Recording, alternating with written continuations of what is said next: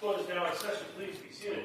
Good morning, Your Honor. May I proceed? Yes, please. Your Honor, before the court today, we have the matter of Commonwealth versus Lindsay Clancy. Ms. Clancy is present. She is represented by Attorney Kevin Reddington. The Commonwealth is represented by Assistant District Attorney Jennifer Sprague and Assistant District Attorney Shannon Buckingham. Well, good morning, everyone. Good morning, counsel. Good morning. Good morning, Ms. Clancy. All right. The parties ready for the jury? Yes. All right. I'll bring them in.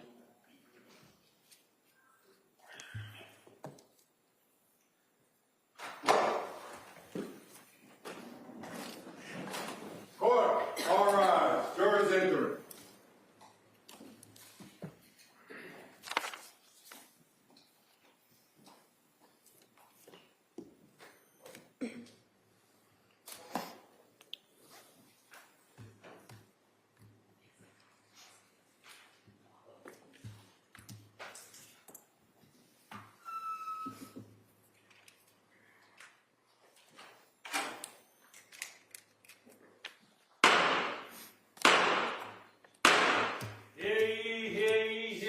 All persons having anything to do before the Honorable William Sullivan, Justice of the Superior Court, now sitting in Plymouth within the floor of the Commonwealth. Draw near, give your attendance, and you shall be heard. God save the Commonwealth of Massachusetts. This court is now in session. Please be seated. Good morning, Your Honor. May I proceed? Yes, please. Your Honor, before the court today, we have the continuation of the jury trial in the matter of Commonwealth versus Lindsay Clancy. Ms. Clancy is present. She is represented by Attorney Kevin Reddington. The Commonwealth is represented by Assistant District Attorney Jennifer Sprague and Assistant District Attorney Shannon Buckingham. All right. Thank you, Madam Clerk. Well, good morning, everyone. All right. Well, you know how we're going to start this? I'm going to ask you those questions. And just in case you're wondering, does this podium up here mean that I'm going to talk to you for quite a while this morning? It does. All right. So first, let me ask you the questions. Has any member of the jury read, seen, heard, or overheard anything from any source about any aspect of this case that would affect your ability to be a fair and impartial juror? All right.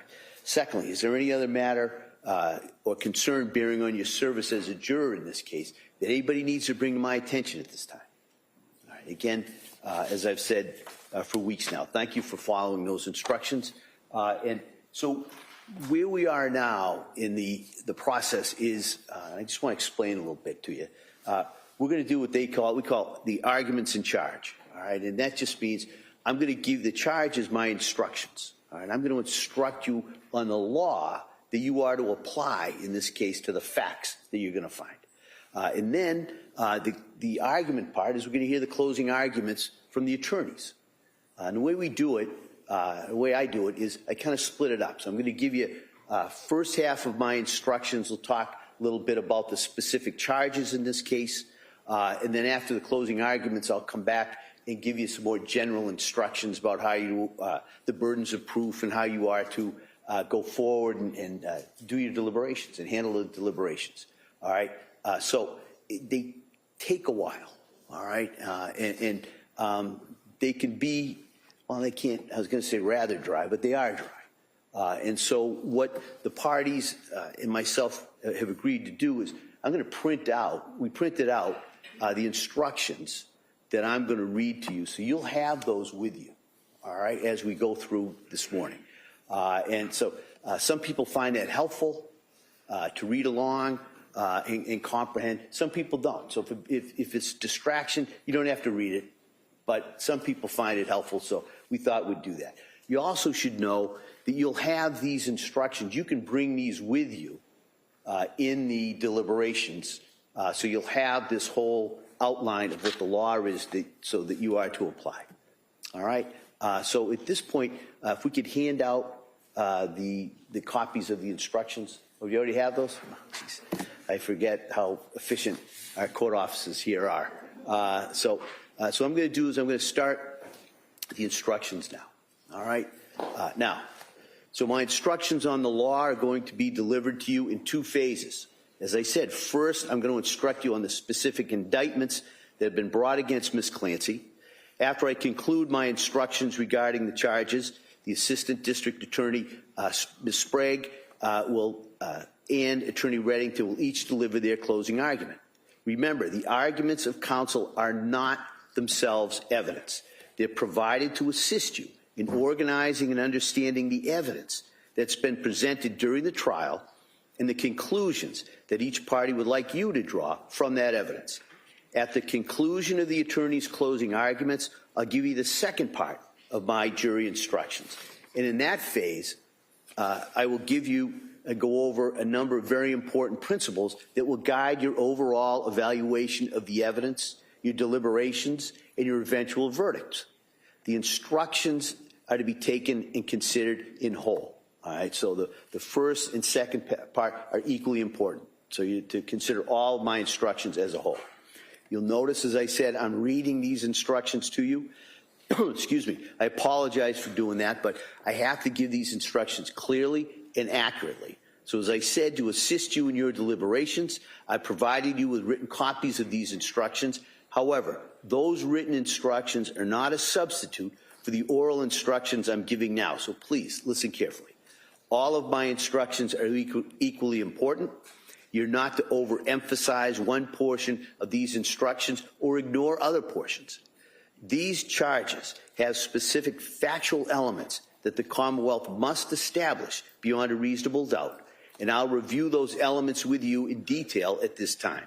Now remember that the law presumes the defendant to be innocent of the charges against her.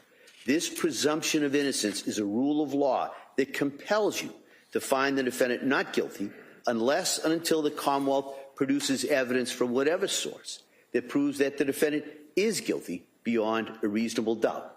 So now I want to go into the instructions that are specific to this case. First, I'm going to have a drink of water. Thank you. Now, in this case, Ms. Clancy is charged with 3 counts of murder. I want to talk first about the issue of criminal responsibility. All right. Now, to prove the defendant guilty of any crime, the Commonwealth must first prove beyond a reasonable doubt that the defendant was criminally responsible at the time the alleged crime was committed. The Commonwealth bears the burden of proving beyond a reasonable doubt that the defendant committed the crime with which she is charged, and also that the defendant is criminally responsible for her conduct. The defendant has no burden to prove a lack of criminal responsibility. Criminal responsibility is a legal term. A person is not criminally responsible for her conduct if she has a mental disease or defect, and as a result of that mental disease or defect, she lacks the substantial capacity either to appreciate the criminality or wrongfulness of her conduct or to conform her conduct to the requirements of the law. The phrase mental disease or defect is a legal term, not a medical term. It need not fit into a formal medical diagnosis. The phrase mental disease or defect does not include any abnormality characterized only by repeated criminal conduct. It is for you to determine, in light of all the evidence, whether the defendant had a mental disease or defect. If the Commonwealth has proved to you beyond a reasonable doubt that the defendant was not suffering from a mental disease or defect at the time of the killing, the Commonwealth has satisfied its burden of proving that the defendant was criminally responsible. If the Commonwealth has not proved to you beyond a reasonable doubt that the defendant was not suffering from a mental disease or defect at the time of the killing, then you must consider whether, as a result of a mental disease or defect, the defendant lacked the substantial capacity either to appreciate the criminality or wrongfulness of her conduct or to conform her conduct to the requirements of the law. To establish that the defendant had the substantial capacity to conform her conduct to the requirements of the law, the Commonwealth must prove beyond a reasonable doubt that any mental disease or defect that may have existed did not deprive the defendant of her ability to behave as the law requires, that is, to obey the law. The word appreciate means to understand rather than merely to know. Criminality means the legal significance of conduct. Wrongfulness means the moral significance. The Commonwealth must prove that the defendant knew and understood that her conduct was illegal or that it was wrong. it's not enough for the Commonwealth to show that the defendant merely knew or was intellectually aware that her conduct was illegal or wrong. Rather, the Commonwealth must prove beyond a reasonable doubt that a mental disease or defect did not deprive the defendant of a meaningful understanding of the legal or moral significance of her conduct. The defendant must have been able to realize in some meaningful way that her conduct was illegal or wrong. In considering whether the Commonwealth has met its burden of proof, you may consider all the evidence that's been presented at this trial. You may consider the facts underlying the crime and evidence of the defendant's actions before and after the crime. You may consider the opinions of any experts who testified and give those opinions whatever weight you think they deserve. Now, in a moment, I'll instruct you on the elements of the offense that the Commonwealth alleges that the defendant has committed. Remember that the Commonwealth must prove to you beyond a reasonable doubt that the defendant was criminally responsible at the time that the crime was committed. That is, that the defendant did not lack criminal responsibility at that time. Therefore, it is the Commonwealth's burden to prove at least one of the following beyond a reasonable doubt.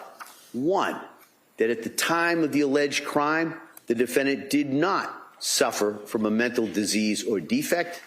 Or two, that if the defendant did suffer from a mental disease or defect, she nonetheless retained the substantial capacity to appreciate the wrongfulness or criminality of her conduct and to conform her conduct to the requirements of the law.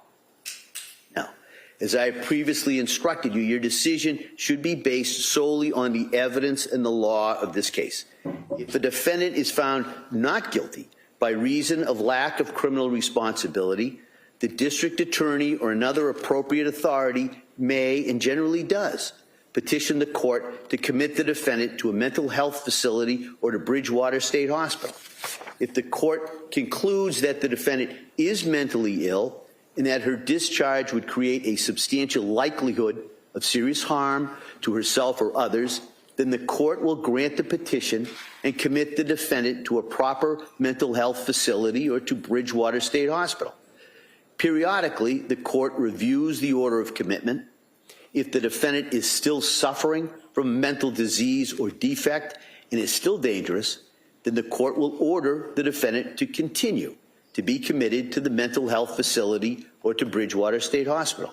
There is no limit to the number of such renewed orders of commitment as long as the defendant continues to be mentally ill and dangerous. If these conditions do continue, the defendant may remain committed for the duration of her life. If at some point the defendant is no longer mentally ill and dangerous, the court will order her discharged from the mental health facility or from Bridgewater State Hospital after a hearing. The district attorney must be notified of any hearing concerning whether the person may be released, and the district attorney may be heard at any such hearing. However, the final decision on whether to recommit or release the defendant is always made by the court. Now, I'm going to go over at this point the specific elements of the charges against Ms. Clancy. So I want to talk first about murder in the first degree. The defendant is charged with 3 separate indictments charging murder, 1 count each relating to Cora Clancy, Dawson Clancy, and Callan Clancy. The instructions I'm going to give now apply to each separate indictment relating to each child. There are 2 different degrees of murder. There's murder in the first degree and there's murder in the second degree. If you find the defendant guilty of murder, you shall decide the degree of murder. The Commonwealth alleges that the defendant committed murder in the first degree on the following theories. First, that it was murder with deliberate premeditation, and then second, and or it was murder with extreme atrocity or cruelty. To find the defendant guilty on any of these theories of murder, you must be unanimous. That is, all of the deliberating jurors must agree that the Commonwealth has met its burden of proving every required element of that theory beyond a reasonable doubt.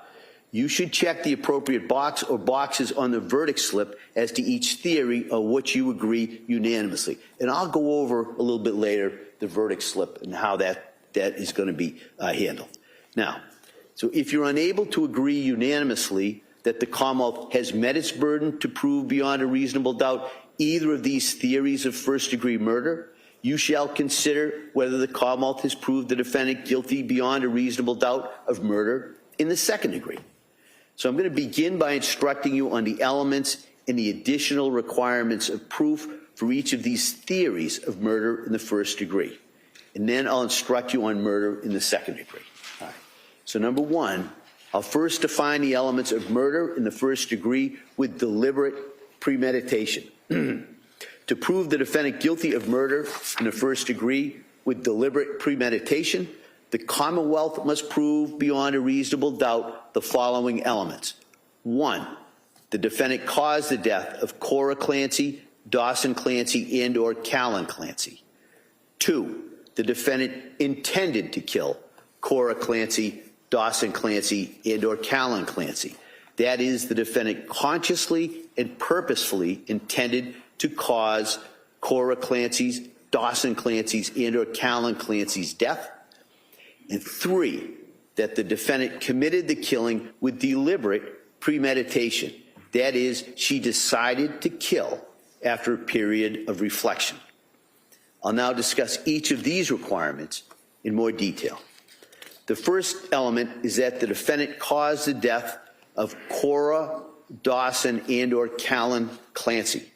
A defendant's act is the cause of death, where the act in a natural and continuous sequence results in death, and without which death would not have occurred. The second element is that the defendant intended to kill Cora Clancy, Dawson Clancy, and or Callan Clancy. That is, the defendant consciously and purposefully intended to cause the death. The third element is that the defendant committed the killing with deliberate premeditation. That is, she decided to kill after a period of reflection. Deliberate premeditation does not require any particular length of time of reflection. A decision to kill may be formed over a period of days, hours, or even seconds. The key is the sequence of the thought process. And it would be first, the consideration whether to kill, second, the decision to kill, and third, the killing arising from that decision. There is no deliberate premeditation where the action is taken so quickly that a defendant takes no time to reflect on the action and then to decide to do it. In deciding whether the defendant intended to kill the deceased and whether she formed that intent with deliberate premeditation, you may consider any credible evidence that the defendant suffered from a mental impairment or was affected by her consumption of prescription drugs. A defendant may form the required intent and act with deliberate premeditation even if she suffered from a mental impairment or consumed prescription drugs, but you may consider that evidence. Now, I want to talk about the second theory of first-degree murder, which is murder with extreme atrocity or cruelty. Now, you shall consider this theory of murder in the first degree regardless of whether or not you find that the Commonwealth has proved murder in the first degree with deliberate premeditation, which I just discussed. To prove the defendant guilty of murder with extreme atrocity or cruelty, the Commonwealth must prove the following elements beyond a reasonable doubt. 1, that the defendant caused the death of Cora Clancy, Dawson Clancy, and or Callan Clancy.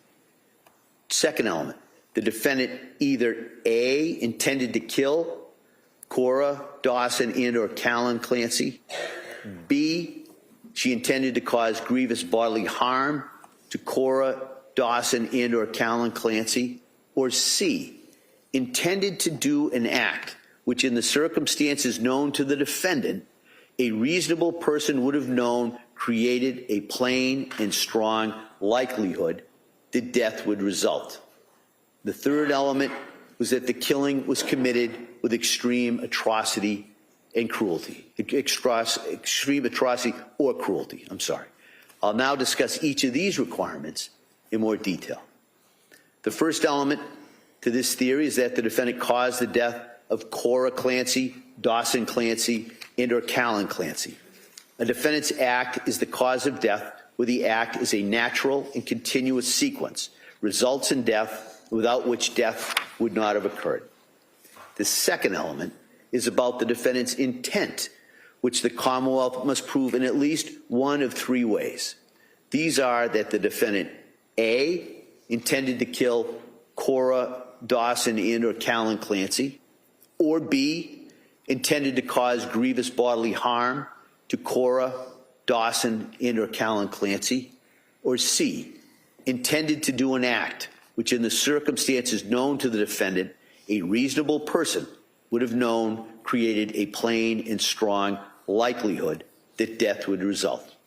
As you can see, to this intent element, the Commonwealth satisfies its burden if it proves the defendant's intent beyond a reasonable doubt in any one of those three ways. The first way of proving intent, that the defendant intended to kill, is the same as the second element of murder in the first degree with deliberate premeditation, which I discussed a few minutes ago.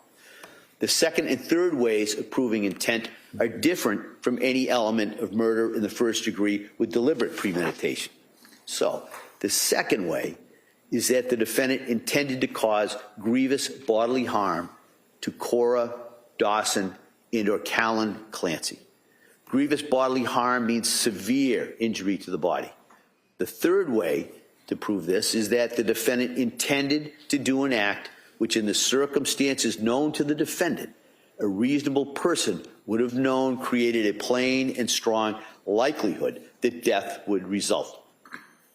Let me help you to understand how to analyze this third way of proving the defendant's intent. You must first determine whether the defendant intended to perform the act that caused the death. So if you find that the defendant intended to perform the act, then you must determine what the defendant herself actually knew about the relevant circumstances at the time she acted.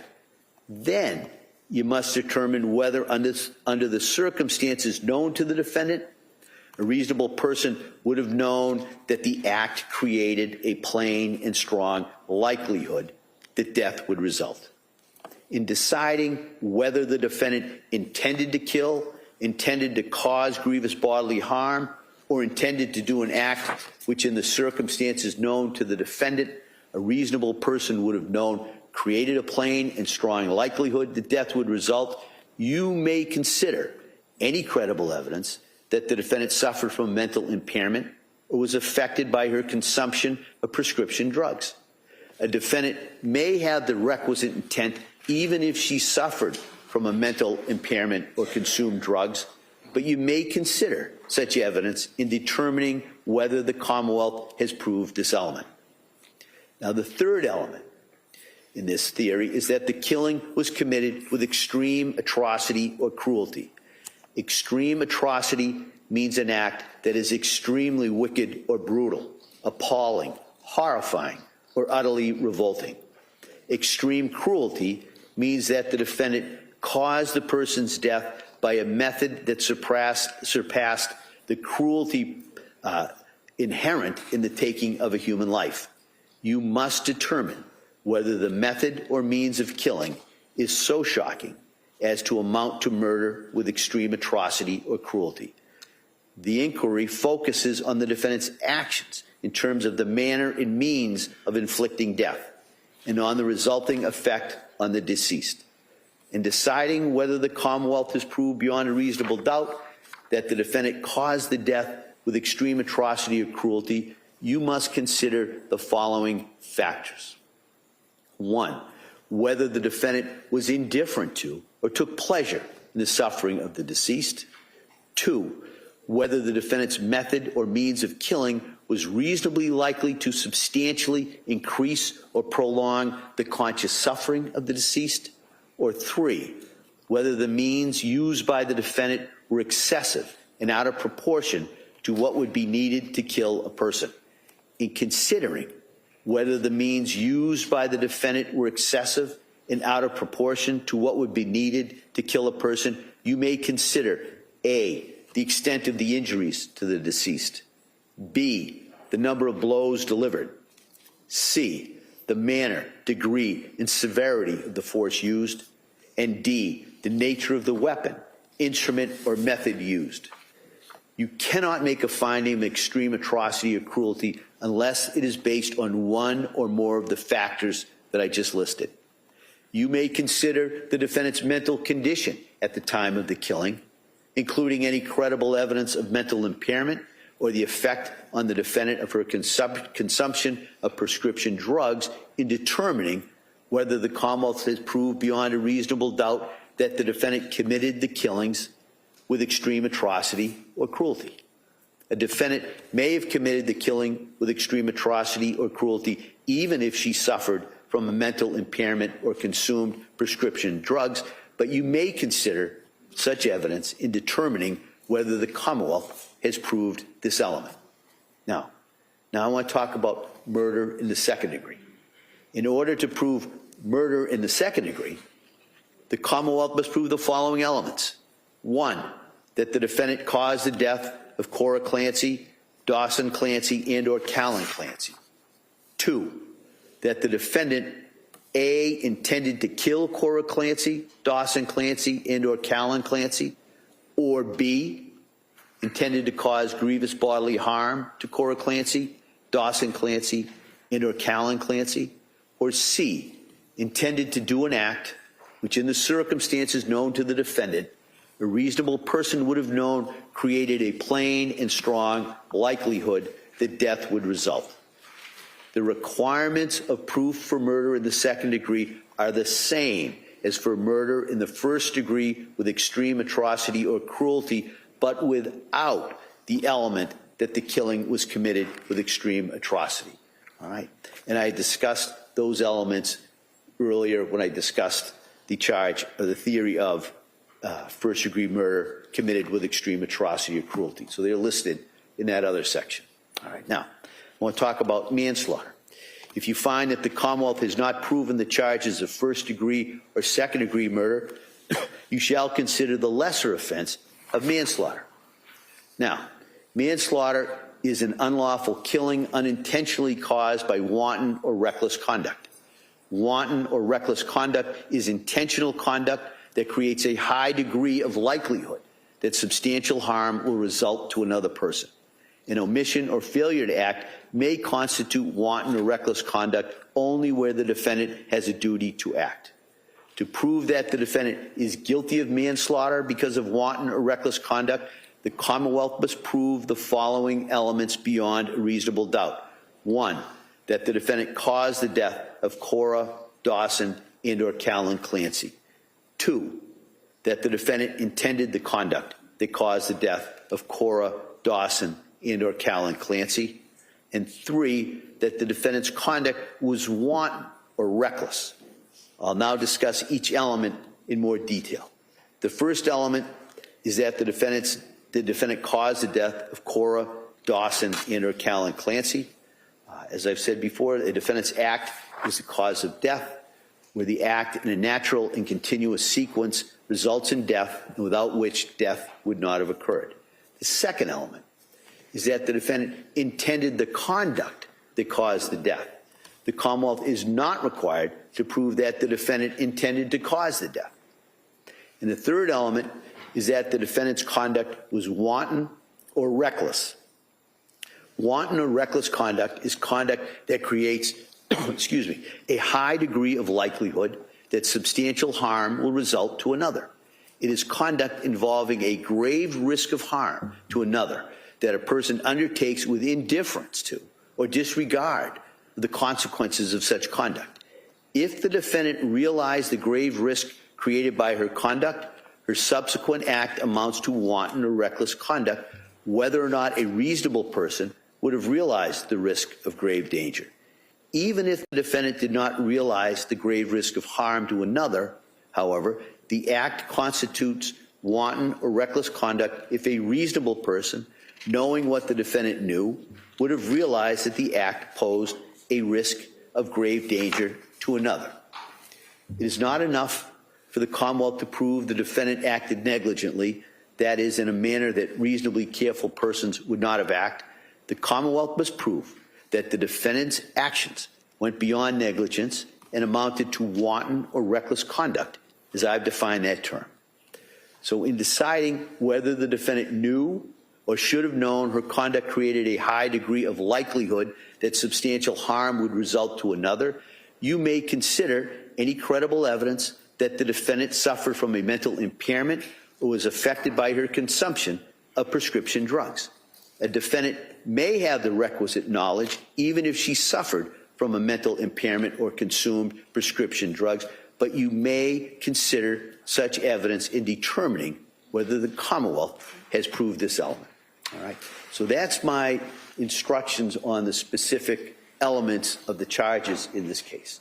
So at this point, I'm going to ask the attorneys to deliver their closing arguments. I just want to remind you, as important as they are, the closing arguments are not evidence.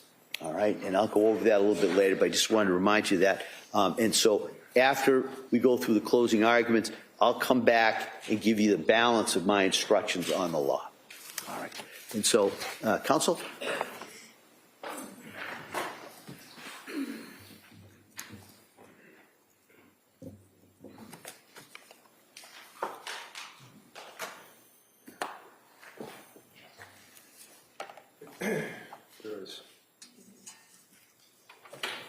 About 5 weeks ago that we met like this, and I indicated to you that thank you for incredible service.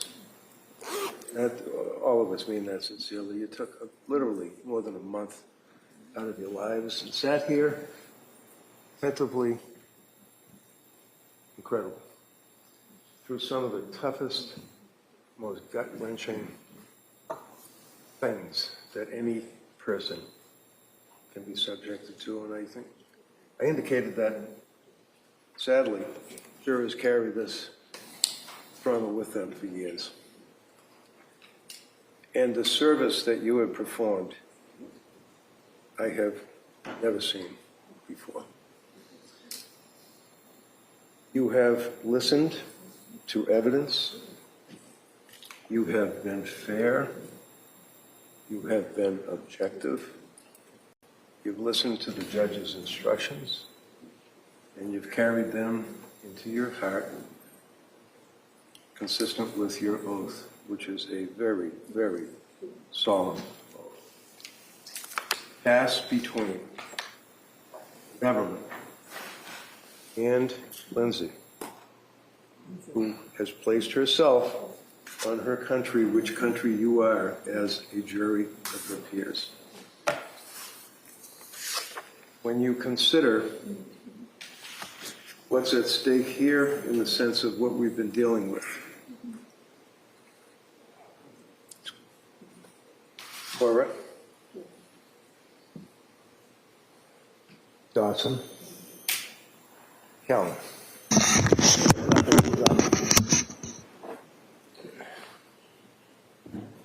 She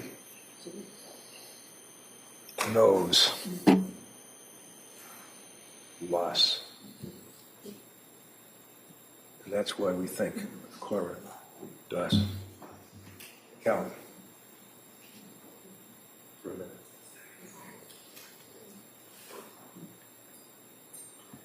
They are the victims of this case. They are the victims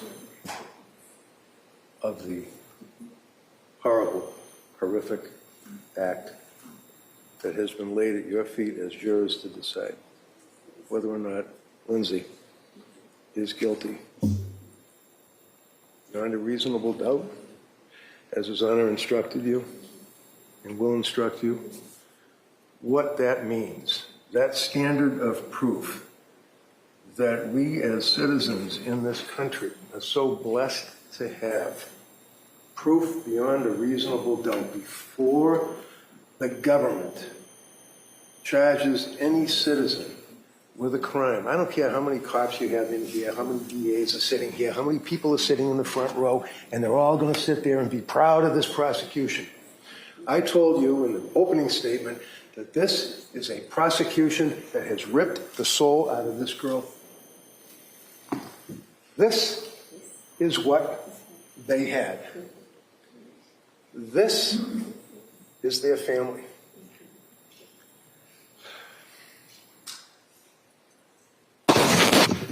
How does this turn into this? How? Because of the damn medicine and the lousy medical care that she got. You can troop as many paid experts as you want to come in here and tell the jury, oh, well, she didn't say that she heard voices inside her head. She said she heard voices from outside her head. She said she was making chicken McNuggets. There was a bowl on the sofa. She wasn't making chicken McNuggets. She said something as I think and I muse and I try real hard to tell you what my opinion is, that this woman was acting in her right mind when these children were killed.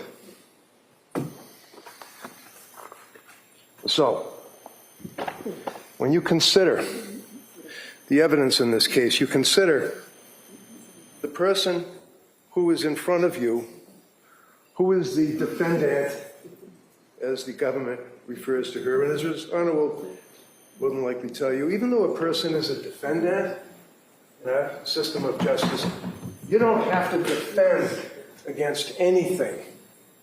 The government has the burden of proof. When the DA decides to charge someone with a crime, he has the burden of proof. His assistants have the burden of proof to prove, number one, that Lindsay is guilty of this offense beyond a reasonable doubt, and then prove, number two, that Lindsay, at the time, killed her children, was not suffering from a mental disease or defect that caused her to have a lack of substantial capacity to appreciate, to know, to realize that what was being done while she was in a psychosis. But we'll laugh about that. It's just another woman. I guess it's just going to make an excuse. She's depressed. GAD, general anxiety. Give her a couple of pills, she'll be all right. You know from looking at the objective evidence in this case, this young lady, believe me, I don't have many clients like that. This young lady did nothing wrong in her life. She was a nurse, a daughter, a wife, and a darn good mother. You can see from the objective evidence, you can see, and you'll have all the exhibits for you to look at, and you can see by looking at these photographs, which you will have in the jury room. You can see the Facebook postings. You can see what she indicates about, for example, I just randomly grabbed this one, a son, my prince, that they would have you think she killed him first, cruelly, because she didn't like him. That is repulsive. So she's living her life with Pat, her kids, having a great time that summer. Life is good. She had to go back to work. In an opening statement, I told you, I said, watch the evidence. Watch the manipulation. Because that's what this case was built upon originally, and how it developed as the case progressed until it's in front of you. And how does that happen? Well, in the very beginning, going all the way back to when the first 911 call that you had to suffer through was made, you could hear in the voice, Pat Clancy, the horror, what he had obviously experienced. You can see from the evidence that's before you the injuries that she suffered.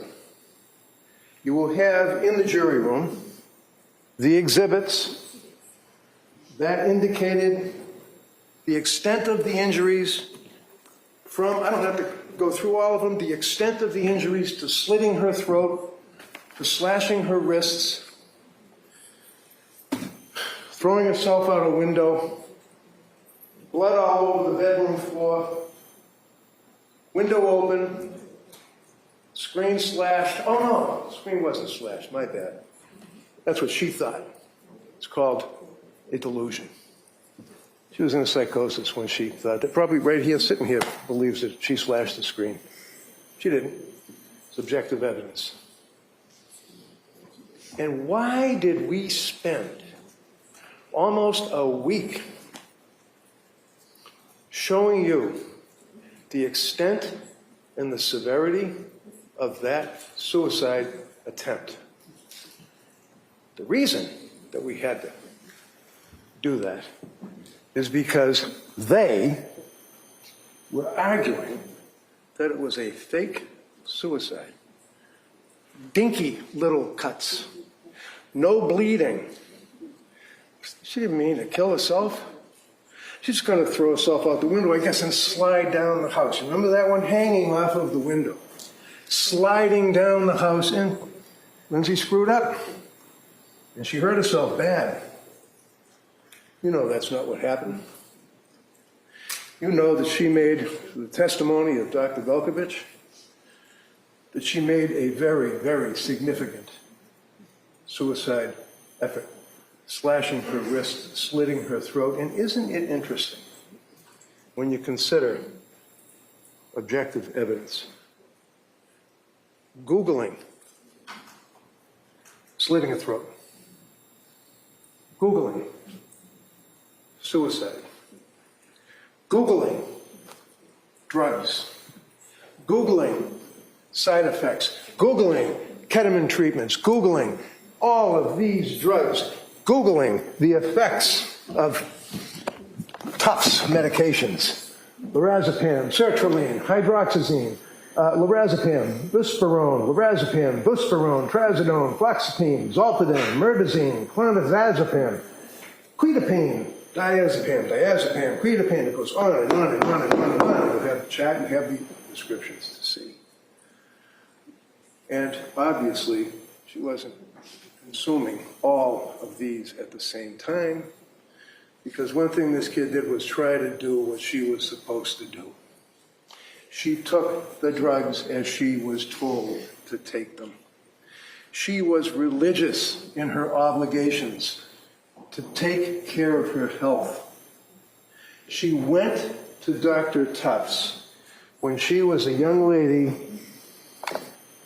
living in her house with her husband and her babies, respected nurse, wife, friend, mother. Should have kept drinking, huh? That was a big deal, wasn't it? Remember that? We're just going to assassinate this young lady in every which way we can. Remember that evidence? Oh. I was concerned. She was drinking 5 drinks a day. She was worried about, you heard the evidence up to 2019. What are they talking about? She wasn't drinking while she had her kids. She wasn't drinking while she's breastfeeding. She would have a couple of beers with her friends. That's bad. Put that over in the bad pile. Right here. We spent all that time showing through Dr. Lapasada's testimony that this was a legitimate, dreadful, horrific suicide attempt. You think about this beautiful young girl throwing herself out a window. That's a quarter. I don't know if you have to play pool. I challenge you to tell this jury why we spent a week showing that she committed, your witnesses. Counsel, address the jury, please. Said, their witnesses, serious suicide attempt. Remember that? Tried to kill herself. So now they'll back off on that, and they'll agree. A serious suicide attempt. That's why I say, watch the evidence. Watch the manipulation. Remember the argument with the bands. She took the bands out of the bag, put the gloves on, talks to Dr. Laposada on the Zoom, slams the bands down out of the paper bag, does the movement of the bands and yells at Laposada and says, wrapped. They were just wrapped. They weren't knotted because you gotta get Lindsay tightening the band, right? You gotta hold it. You gotta hold it for a minute. You gotta hold it for 2 minutes, 3 minutes, 4 minutes. That's why she needed the bands not knotted. And then she said, it's like this. And they sprang open. Remember that? Dr. Laposada said, yeah, I saw what you did. And she walked away like if the glove won't fit moment. Quarter number 2. What did Patrick Clancy testify to? You heard his testimony. He indicated clearly, unequivocally, they were knotted around the necks of those children to the point where he had to struggle. And it's your memory, not mine. If I say something you don't recall, forget it. It's what you remember the evidence to be. But clearly, I would suggest, he struggled to get it off of Dawson's over his head. And a police officer saw through the window. This is horrific stuff. But it's objective. And it shows the manipulation. This government, this prosecution is a mess. They would take their evidence and argue to you that she did not tie a knot and walk away because, as Dr. Laposada said, you're talking about 4 or 5 seconds so somebody passes out. No, they got to have the 4 minutes. And that's not what the evidence shows, is it? So, as we move on, Lindsay's in the hospital. And this whole thing about conversations, and she's talking to people, and the kids are in the basement. Her throat was crushed. You heard the 911 tape.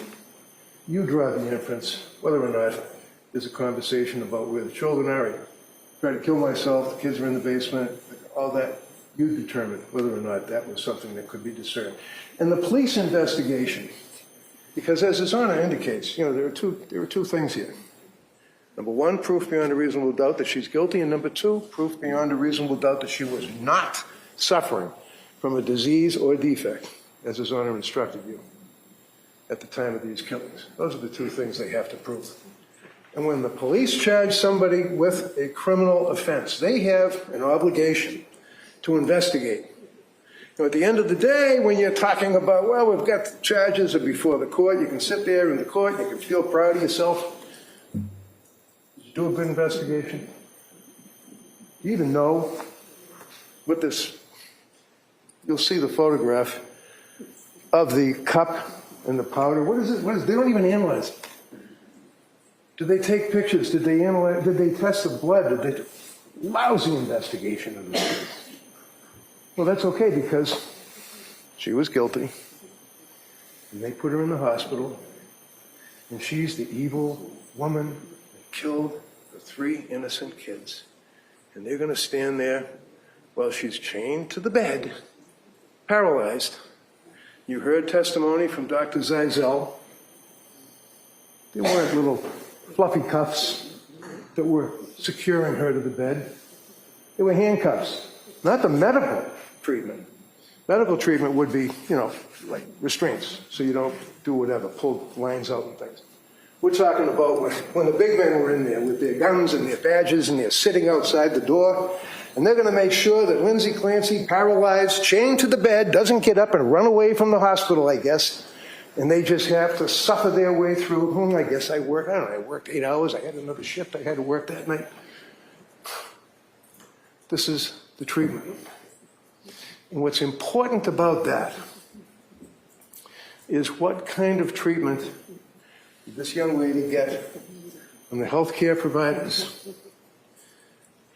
Remember Meg Collins? She came in this court, Meg, you might remember.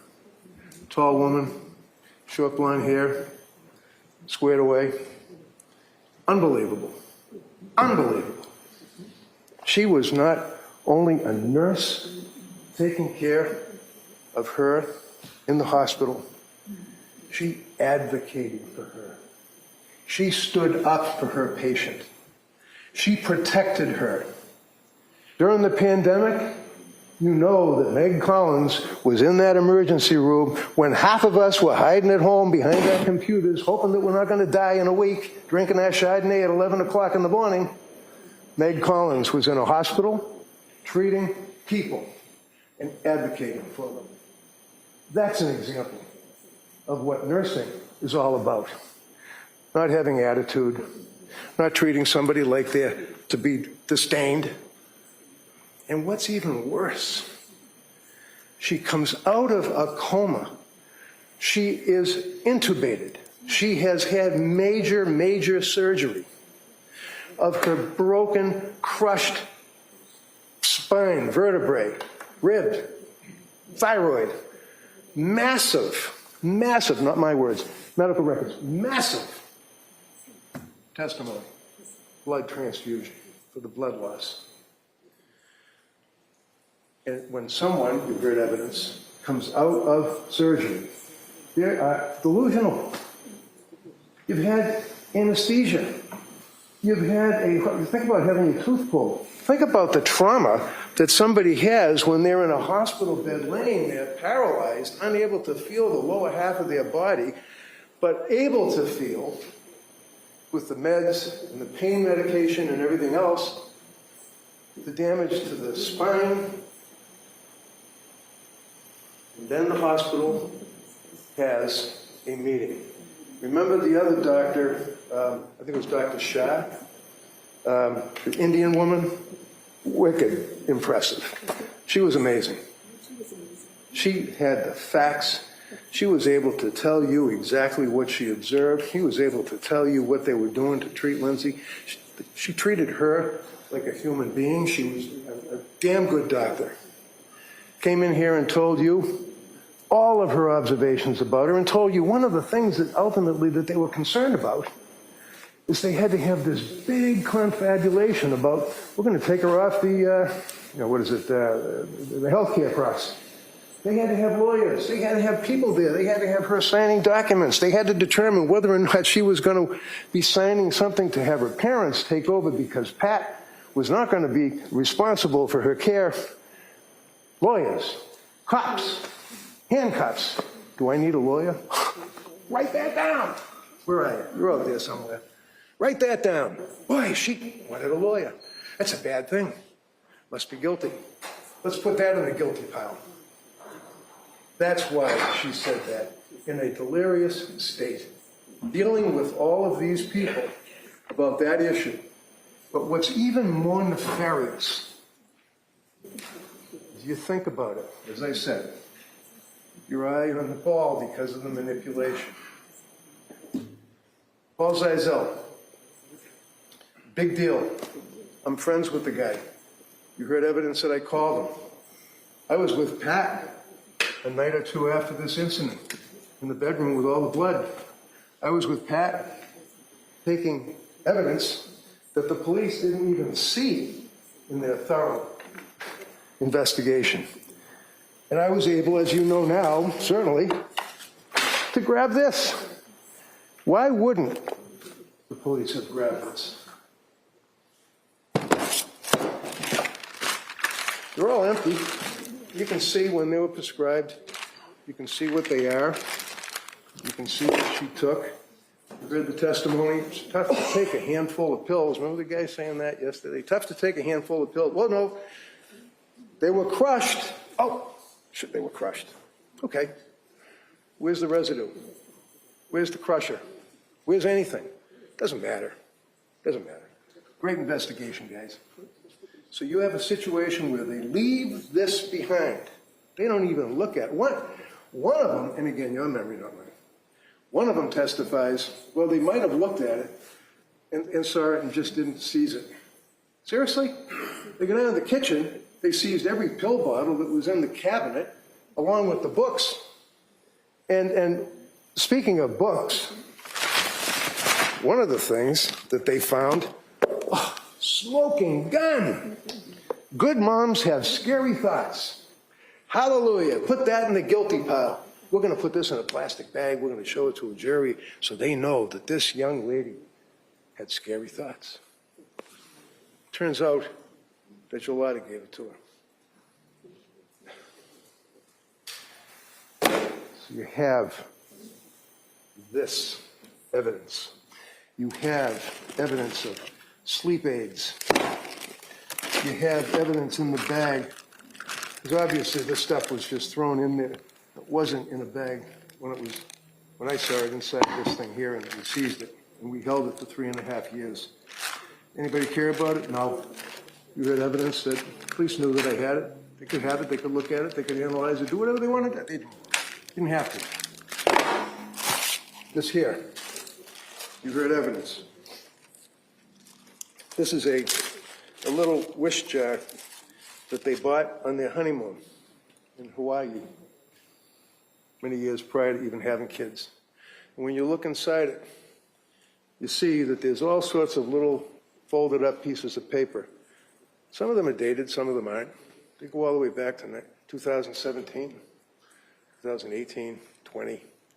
And they reference her wishes to have healthy kids, her wishes for her kids to be successful, her wishes to have a good birth. Second time around, hoping for a good birth, worrying about the child with the, what do you call it, I forget, where they rub the thing like. This woman lived for her kids until she had the pleasure running into Dr. Tufts of her 2 months experience.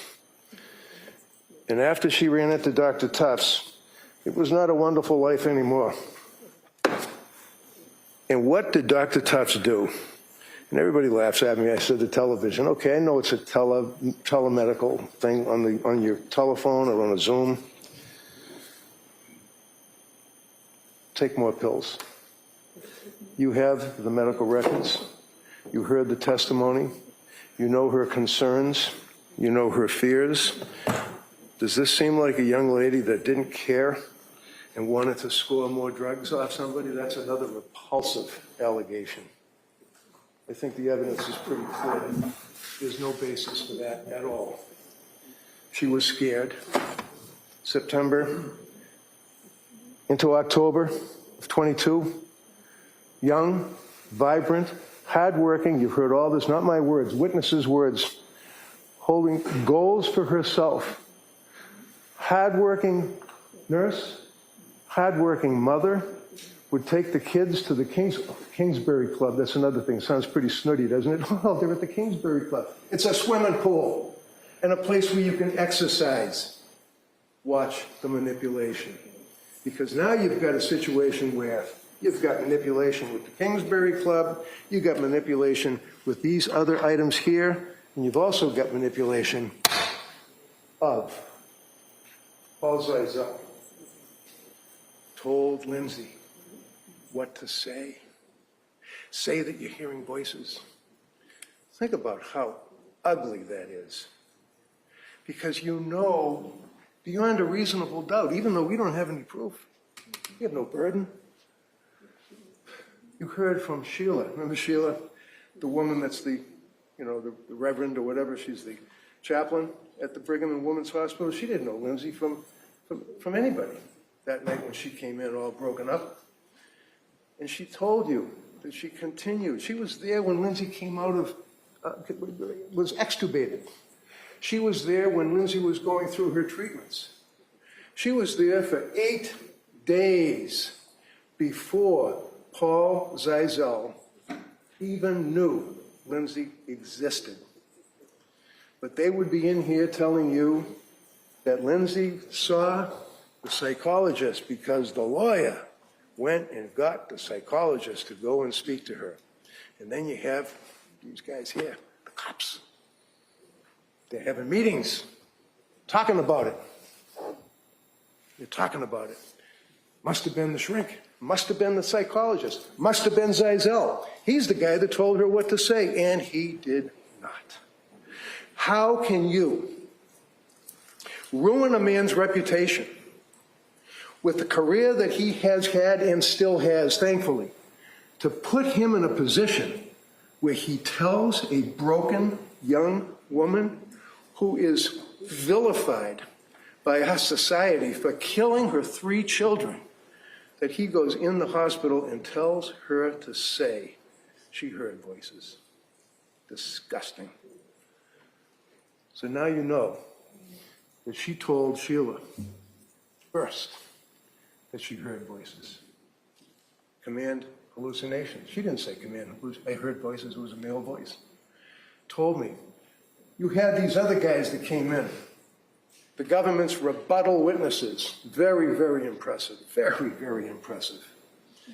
The first 2. Mac, put him aside. You've got the other doctor as well.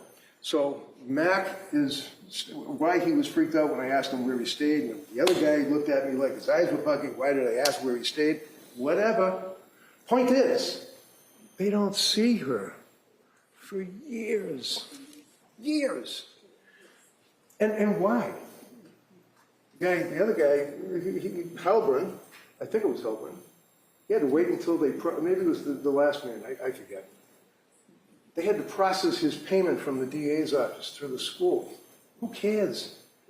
If you have an obligation to try and be objective, to try and even look as though you're competent and objective, why would you wait for so long? Why would you go with another guy? Why would you take this young lady and have her in a room and question her, one right after the other? Wouldn't you like to sit there and be questioned by Dr. Mack? Boy, that'd be an experience. For 3 hours, 4 hours. And the other guy is going to pepper his questions at her as well between that period. And the next day, she can take tests. And then go back at it again with Mack and with Halbrand. And she was cooperative. She was pleasant. She was friendly. She answered the questions, and she owned what she did. Huh? She never ran from anything.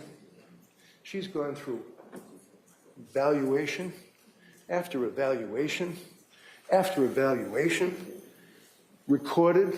You'll have the video to look at as they're questioning her, as she's sitting there in her wheelchair, hour after hour after hour, 3 years after this incident, but that's okay. They're busy. Paul Zeisel was there, literally, in Brigham and Women's, because I called him. Because I was asked to represent this young lady who heard evidence. I saw her in the hospital. I saw her laying in the bed broken. I saw her laying in the bed practically dead. I reached out to Dr. Zeisel, and I asked him, please, can you talk to this woman?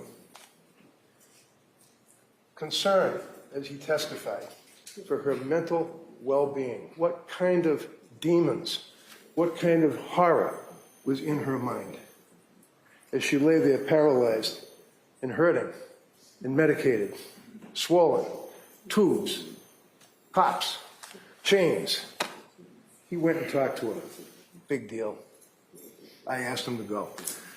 You judge the credibility of a person. Did Paul Zeisel have the ring of truth when he told you that he's there out of humane feeling to try to help this young lady? And he's been by her side for 3.5 years. Same thing as Sheila. Why would Sheila, for all this time, visit with Lindsay as she testified at the Tewksbury Hospital? She's not getting paid. She's not a hired gun. She's not somebody that's coming in to say something at my request. She loves Lindsay. He's a good kid. He's a beautiful soul. So you have Zeisel that has been with her all that time. You've got Sheila, who's been with her all that time. You've got evidence that her mom and dad, who lived in Connecticut, come up and they stay and they visit with her, and that they sit with her, and God forbid they actually sometimes had dinner. Remember that? They get the Tewksbury records. Boy, there's a good score. Let's go through the Tewksbury records and see what she's doing on the anniversary of the deaths. How about on their birthdays? Can you see them sitting there going through the medical records? Okay, doctor, what did she do then? She propelled herself down the hallway, met with her parents, laughed, had dinner, watched TV, talked on the telephone. God forbid. She's not curled up in the fetal position, wailing, self-flagellating constantly for 3.5 years. She's acting like a human being trying to exist. But they go through the records and they want to get those dates and use them against her. Manipulation. And then you consider we're 3 weeks away from a trial. And the guy yesterday that's looking up to the heavens while he's testifying, Caesar, tells you that he wanted to establish a rapport. Can you imagine? You know that you're 3 weeks away from your murder trial, and you know that this is doctor number 3 who's been hired by the government to come in and evaluate you and testify against you, and he's going to establish a rapport. There is no rapport, but yet she was cooperative, she was friendly. Interestingly enough, just like the treating doctors don't talk to each other, they don't communicate with each other, they don't have access to medical records, she signs the HIPAA forms, they don't know what her records are, but they know for sure what Dr. Resnick had in his report, they know for sure what Dr. Zeisel had in his report, they know for sure what Meg Spinelli had in her report, and they incorporate that into their report. But then you have the MMPI and the other psychological tests that were administered to her on the second day of the Mac Heilbrunn team interviewing, interrogating, questioning her. She passes the MMPI. Testimony is presented. She answered the MMPI honestly. And they're pertaining to state of mind. They're pertaining to questions about what occurred. They're questioning this young lady as to what her state of mind was then, in the middle, and now. And she didn't lie. She didn't malinga. She didn't exaggerate, and more importantly, if anything, she minimizes. But she certainly was off the chart on the suicide scale. And then you have testimony from Dr. Resnick, Dr. Zeisel, Dr. Condon. And they were paid for their testimony. We're all paid, like I said, not the jury so much, but the judge, myself, Chrissy, everybody gets paid.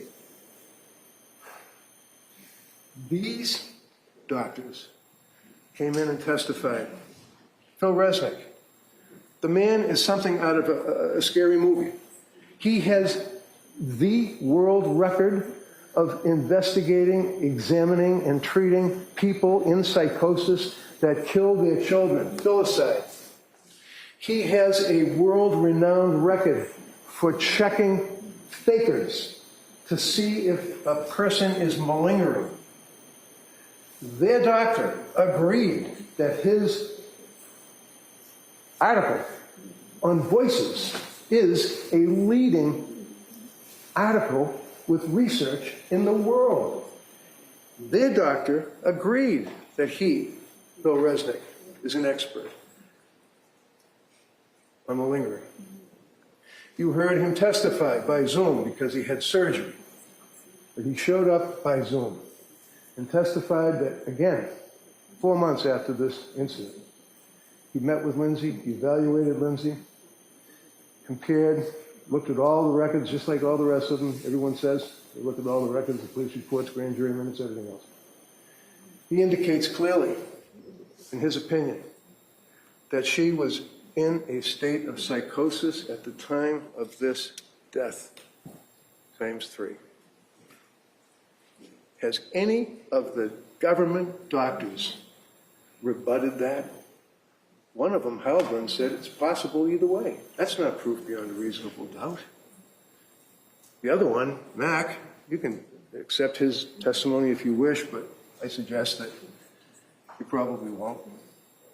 And then you're left with the doctor yesterday, who didn't even know what killing during the course of the psychosis was. And when I was questioning him about it, he agreed. And I said, don't just agree with me. You're just agreeing with me because I said that? And he basically said, yeah. What kind of expert testimony is this? It's a mess. But the government uses them to try to rebut a man like Phil Resnick, who tells you that she was suffering from a horrific mental disease and defect at the time of the killing of her beautiful children. Why, the how, and the fact that under the law, as His Honor has given you, she's not criminally responsible. And the burden is on them right here.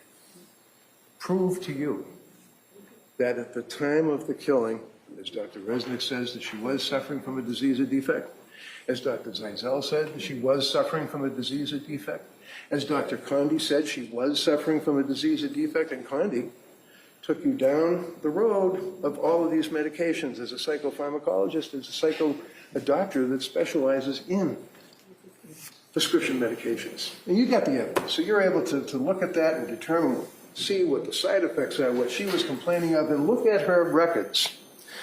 I mean, they have really turned her inside out. I mean, they've got every single text, every single email, every single picture, everything that she did in college. Oh, that's another thing.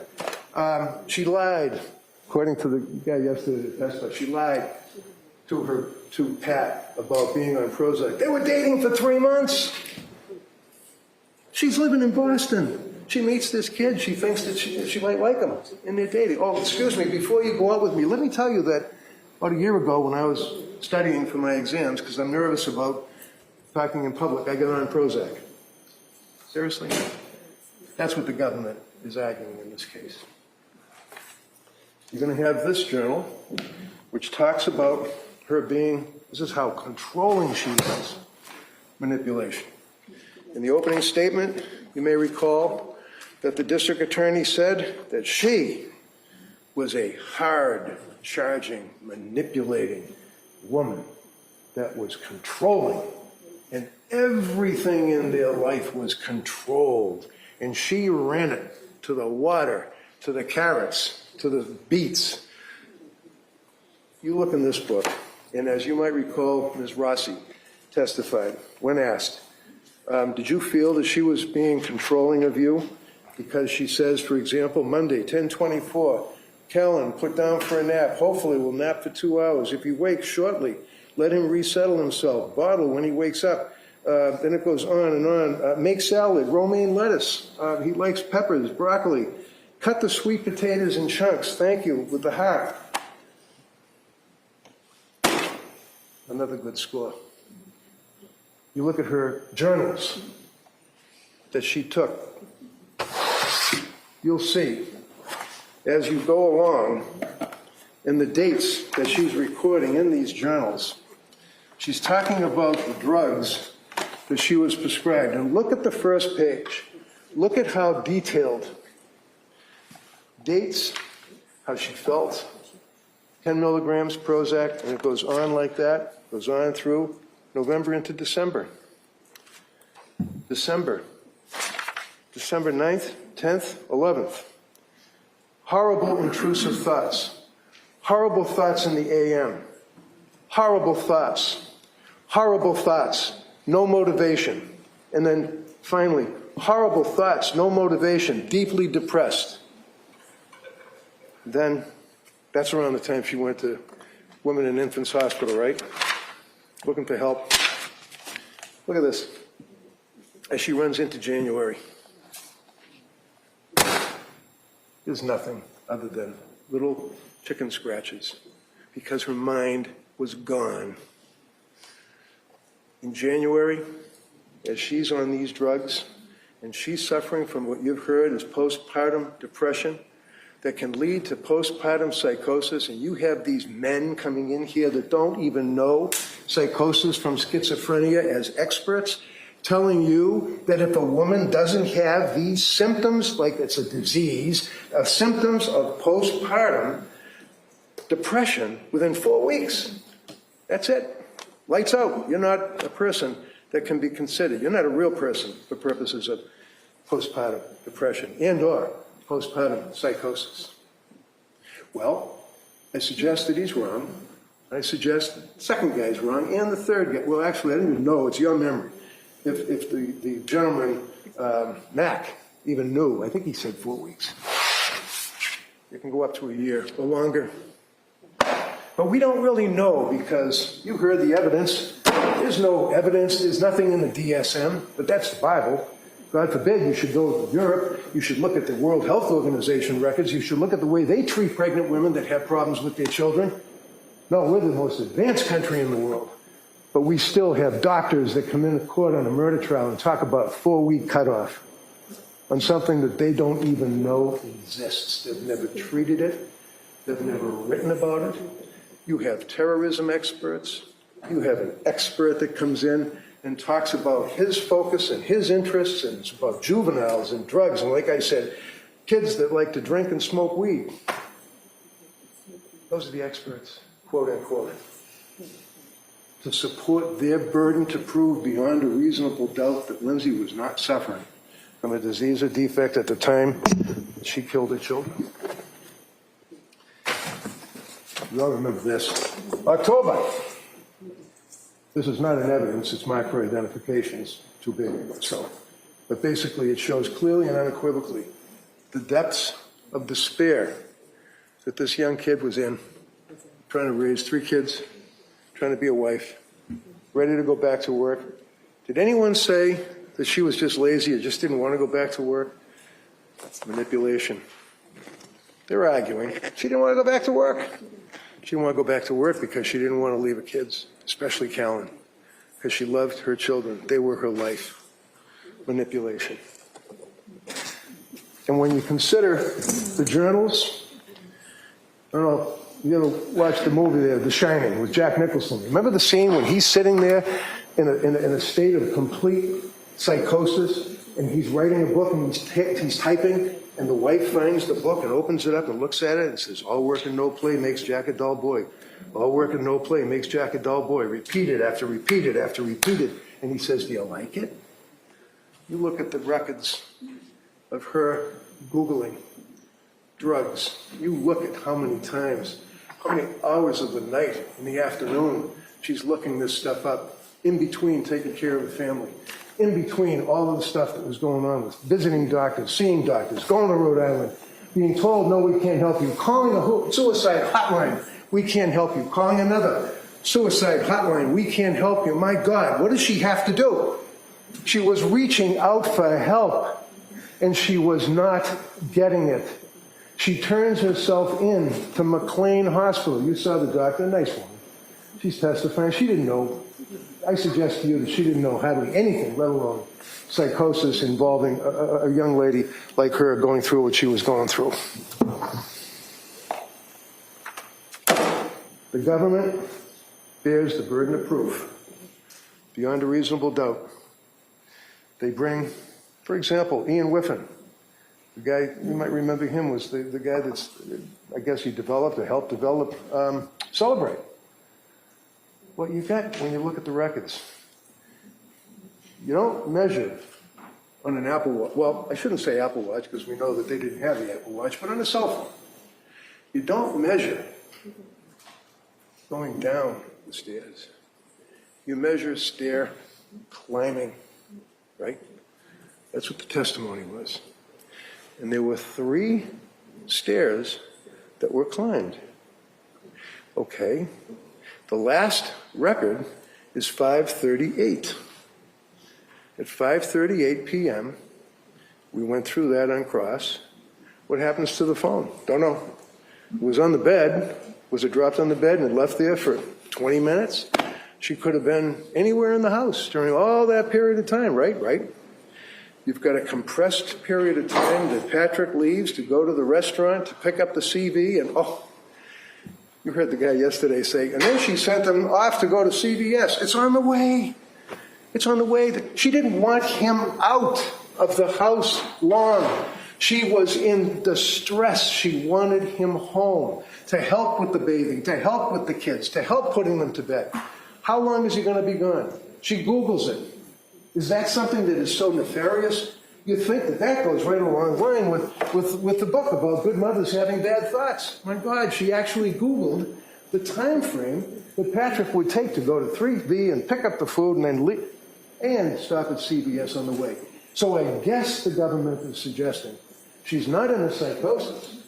So she's Googling Miralax because the doctor earlier that day told her that the baby Cora needed Miralax. Why would she do that? Because remember the government's opening when they told you she wasn't suffering from the psychosis. She was a woman that didn't want to live her life anymore, wasn't happy being a mother, didn't want to live that life. So she's going to kill her kids and hopefully throw herself out the window and not paralyze herself, and then she could run off into the sunset, I guess. That's what their theory was. Along with the fact it wasn't a real good suicide, it was fake. Well, now we know, don't we? The mess that this young lady was in her brain, my brain is being damaged. I will never be better. That's the evidence. That's the evidence that you have in this case. Burden of proof is on them to prove to you that at the time that she killed these 3 beautiful kids, that she just wanted to move on with her life. And I suggest to you, just as there's no chicken nugget residue, and then when you look at those photographs, there's a slice of a cucumber, there's a slice of a carrot, there's no chicken nuggets in that bowl. Patrick wouldn't know what the kids were eating. She was the one that would cook their dinner. She was in the refrigerator, but the guy yesterday is like, oh no, Patrick said that the child was eating the chicken McNuggets in the bowl. No, she was getting food out for the 2 kids, not the little baby, 2 kids for dinner. There's no evidence that she's lying. There's no evidence that she's malingering. And finally, you remember there was a big deal about whether or not the voices are within the head or whether or not they're outside of the head. Dr. Resnick's article with the largest research on voices malingering in the world indicates that 38% of almost 1,000 people that were examined report voices from inside their head, and it stops. You're going to buy that guy yesterday? He doesn't know what he's talking about. This young lady is not guilty of the killing of her children because she was suffering from a disease and defect, as His Honor instructed you. And they're not going to be able to prove otherwise. And it's their burden, not ours. Thank you.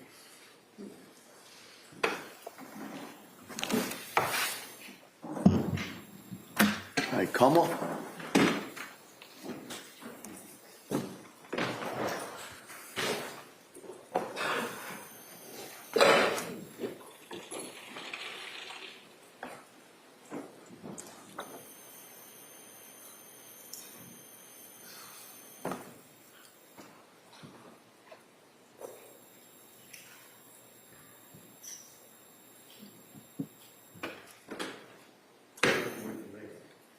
There's no dispute that Lindsay Clancy was suffering from mental illness and that she tried to kill herself. There's no dispute about that. All of the evidence that you've heard, even the experts that the Commonwealth put before you, say that she was suffering from mental illness and she tried to kill herself. That's not the issue in this trial. The issue is whether, at the time she killed Cora, Dawson, and Callan, she knew the difference between right and wrong, and whether she could conform her behavior to the requirements of the law. This case is not about our mental health system or how it treats women or what's in the DSM-5 and what's not. That's a distraction to get you angry and passionate about an important issue, but an issue that's not on trial here. What's on trial here, what the issue is here, is what Lindsay Clancy did the night of January 24th, 2023, and what her mental state was at the time. And you can use her psychological history and records, the treatment records, to look at both before and after she killed the kids, to look at how she got to that point, what her thought process was, what her motivation was. But it's not the system or the DSM or any of that that caused her to strangle her kids. In fact, she had more access to treatment and care and support than a lot of people do. She had health insurance that covered multiple doctors, multiple specialty programs, treatment at South Shore, at Mass General, her stay at McLean. She had prescription coverage to cover the different trials she went through. She had support at home. She had 18 weeks of maternity leave with the opportunity to extend that as much as she needed, which is excellent, which is what all women should have. But she had that. She had support from both sides of her family, hers and Patrick's. The two older kids, Cora and Dawson, were in preschool 3.5 days a week. And she had the nanny, Elaine, who helped with Callan 3 mornings a week. And she also helped her with housework and with food prep. This wasn't a woman suffering from a lack of care, a lack of resources. She had an abundance of help, an abundance of care. She had all of that and more. And, you know, this doesn't mean that she wasn't struggling, that she wasn't dealing with mental health issues. She was. She had depression. And whether that's from bipolar or major depressive disorder or postpartum depression, it all boils down to she was depressed, right? And she was trying to deal with that, trying to get help for that. But it wasn't the fault of the providers that she was struggling with this or that she wasn't getting better. They were doing the best they could. You have the records, you heard the testimony. They were doing the best they could with the information she provided them. And that wasn't always accurate information. That wasn't always the full picture. And they were doing the best they could with her level of cooperation and compliance with the plan. Take her medications. You know from the records and from the pill bottles what she was prescribed and how she was supposed to take those medications. And you know from the pill bottles what she actually took. And sometimes those two things didn't align with what she told her providers, what she told Patrick, what she told her mother. You take the Zoloft, for example. The prescription was for 1 25 milligram pill a day for 7 days, and then to go up to the 50 milligrams after 7 days. She told Dr. Tufts that she took the pills as prescribed for 7 days, went up on the 8th day to 50 milligrams, and that's when she had the insomnia and the other side effects and symptoms. She told Patrick that she took the pills for 7 days and they had no effect, so she called Dr. Tufts, who then told her to increase the dose. Well, you know what she told Patrick is not accurate because the pill bottle says, take it for a week and then increase it. That was the plan from the beginning. That wasn't the result of a phone call to Dr. Tufts. And you know what she told Dr. Tufts isn't accurate either because only 7 pills were taken from the bottle. So that leaves you 2 options. Either she took the medication as prescribed, 1 pill a day for 7 days, and then didn't increase it, which she says is what caused the side effects and the insomnia, or what she did was not take it as prescribed. She didn't do it 7 days and ease into it and then increase it. She either missed a dose or increased it early before she was supposed to. Either scenario is not good. She knows as a nurse the importance of following the instructions of your medications. She knows how important it is to follow the plan and do what's on the bottle and do what your provider tells you and to give that accurate information to your provider. She didn't say, I went up to 50 too early. Maybe they could have adjusted that and tried the 25 milligram for longer and eased her into it. But no, she told her that she did what she was told and then went up and had these problems. So You can see that in a lot of the medications she has. You have the pill bottles that were turned in by Patrick, and a lot of them don't even have many pills missing from the bottles. Some of them have none. The Buspar prescription, the first one, there's only 2 pills missing. The second prescription, no pills missing. The Lamictal, she never took those pills at all until the night she tried to kill herself. So there's a lack of compliance there, a lack of follow-through, a lack of communication with her providers about what was happening with her and how she was taking the medications. And defense wants you to believe that this is a woman who's begging for help and willing to do anything and everything her providers tell her to do to get better. And she was asking for help. She wanted help. She wanted to get better. But she wanted to get better on her own terms, doing things her way, the way she thought she should do them. And as a nurse, she knew that's not the right way to approach it. She knew that an accurate medical history, accurate information about your side effects and symptoms, what your thoughts are, that's important for your providers to know. And she didn't do it. And it seems that the reason that she's not necessarily fully compliant and she's doing what she wants to do is she has this desire to be herself again. She just wants to go back to who she was. And she wants it now. And she doesn't want any side effects. She just wants to be herself again and wants it now. And that's understandable. That's relatable, to want to get that magic pill that will fix you immediately and you can go back to being yourself.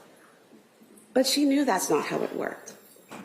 And you know that's what she was thinking, because in the searches on her phone, she's searching for things like, which antidepressant works the fastest? How fast does Wellbutrin work? And she's searching all of these different medications for the side effects and symptoms, some of them that she never even discusses with her doctors. And, you know, again, it's relatable that she wants to get back to where she was, but she had discussions with her providers about how these medications work and that it takes time for them to get into your system and it takes time for them to work. She even texted her mother about that, about how she knew that she had to be patient, that it took weeks for the amitriptyline, for example, to get into her system and worked. And she knew all of this, and she couldn't be patient. She couldn't wait. She wanted faster. She even told Dr. Tufts, it's a note in the records, that she knew the problem was that she wasn't focusing on one provider and following one plan. She knew that going from doctor to doctor, practice to practice, South Shore to MGH, to different programs, not the best way to deal with the situation. She said it in her own words to Dr. Tufts, you need to stick with one provider and stick with one plan to see if it works. And she actually turned down help from at least 2 locations at various points. We talked a lot about the women and infants records, and you know, you don't have to believe what I say about them or the witnesses say about them or defense. You can look at the records themselves. Page 9, it says right there, Patrick was the one who said over-medication was the issue. Not the doctors there, not the people evaluating her. What they put was depression, RO, rule out adverse medication effects. That means they have to look into it to see if medication's a problem. But there's a difference between an adverse effect, a symptom, or a problem with a medication and being over-medicated, taking too much of a medication or taking too many at one time. There's a difference there. And women and infants never said she was over-medicated. What they also don't do is turn her away. It's not that she went there and they said, can't help you, go away. They told her, it's in the records, based on the onset of her symptoms, they weren't sure if it was postpartum or peripartum. They saw she had an issue. They wanted to help her. It says there, we offered her. They offered her 3 programs. They offered her the inpatient medical management program. They offered her a partial hospitalization program for general mental health. And they offered her an outpatient program. It shows they put a lot of thought into that, into offering her this care. When they gave her 3 separate options, considering she's a young mom, maybe she doesn't want to be away from home, but we'll give her the option of being in the hospital and getting her medications right. But we'll also give her the option of the partial hospitalization where she can, be here during the day and go home to her kids in the evening. And then that third option of being an outpatient and being able to be at home with her kids and come in for appointments. It was very thoughtful of them. It was very well planned out to give her these 3 options. And it's kind of the exact opposite of just turning someone away and saying, go away, we can't help you. And her response, well, I'm going to talk to my provider about it for guidance. And she goes to Dr. Tufts. She sees Gelada at some point. You look at the records, she never discussed those options with them. She told them that Women and Infants turned her away and said she didn't qualify for the program. She didn't discuss those 3 programs that they offered her. So basically, they give her this offer of help, 3 different forms of help, and she says, no, doesn't want to do them, and doesn't discuss it with her provider. And also that first time she goes to Mass General, to the emergency room, they offer her a bed at McLean, and she turns it down. She wants help. No one's saying she doesn't want help, but she's making these decisions and doing these things that aren't helping her get help, that are turning away help, because she wants the help in a certain way, in a certain time frame. And, you know, all during this time, between September and December of 2022, she's interacting with friends, with family, teachers, gym staff, the nanny, people at gymnastics, interacting with them in public spaces, in public ways, driving her kids around, all throughout that time, able to know the difference between right and wrong, able to conform her behavior to the law and to the requirements of society, and interacting with others and presenting herself as a functioning adult, a functioning mom. You know that she knew the difference between right and wrong during that time because she had those thoughts at the beginning of December of harming her kids. And she told Patrick and her mother about them. But who she didn't tell is important and very telling. She didn't tell a single provider, not Tufts, not Gelada, not Jennifer McAllister, not Dukes, no one at McLean, no one at MGH, no one at South Shore. Didn't tell any of them. And why? Because the police might take away her kids. That's a rational thought. That telling mandated reporters that you're having a thought of harming your kids, that they might be taken away for their safety, that's a rational thought. And it also shows she knew it was a bad thought, a wrong thought. Because you don't think someone's going to take your kids away because you're thinking something positive or neutral. It's because it's bad, it's because it's wrong, it's because it's against the law. So she knew that it was wrong. And she was able to conform her behavior to the law because she didn't tell those providers. She went in and met with them and talked about what she was experiencing and talked about her depression. And not only did she not tell them, she lied to them. They asked her, are you having thoughts of harming others? Do you have homicidal ideation? She told Tufts no. She told Gelada no. She told Dukes no. She told Goodhart no. Every day at McLean, she said no. At MGH, she said no. So not only is she hiding it, she's lying about it. She's controlling her behavior. She's controlling the presentation she presents to her providers.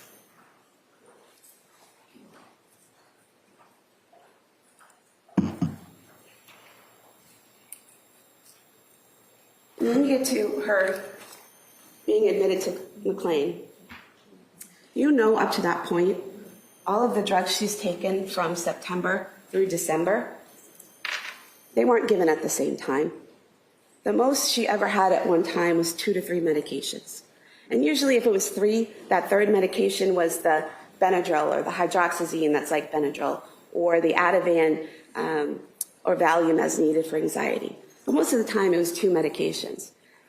And the way they did those medications, you heard from Dr. Satoff, a man who's examined thousands of patients with psychosis, who's treated women with postpartum psychosis, who's treated women who have killed their children, that man who apparently has no expertise. You heard from him that the medication trials were reasonable and rational. She tried a medication, it didn't work, or they had side effects, they stopped the medication. They tried something else, They tried a different combination. And unfortunately, with mental health, there's no blood test or CAT scan or MRI that you can do that says, well, you have bipolar or you have schizophrenia. It unfortunately doesn't work like that.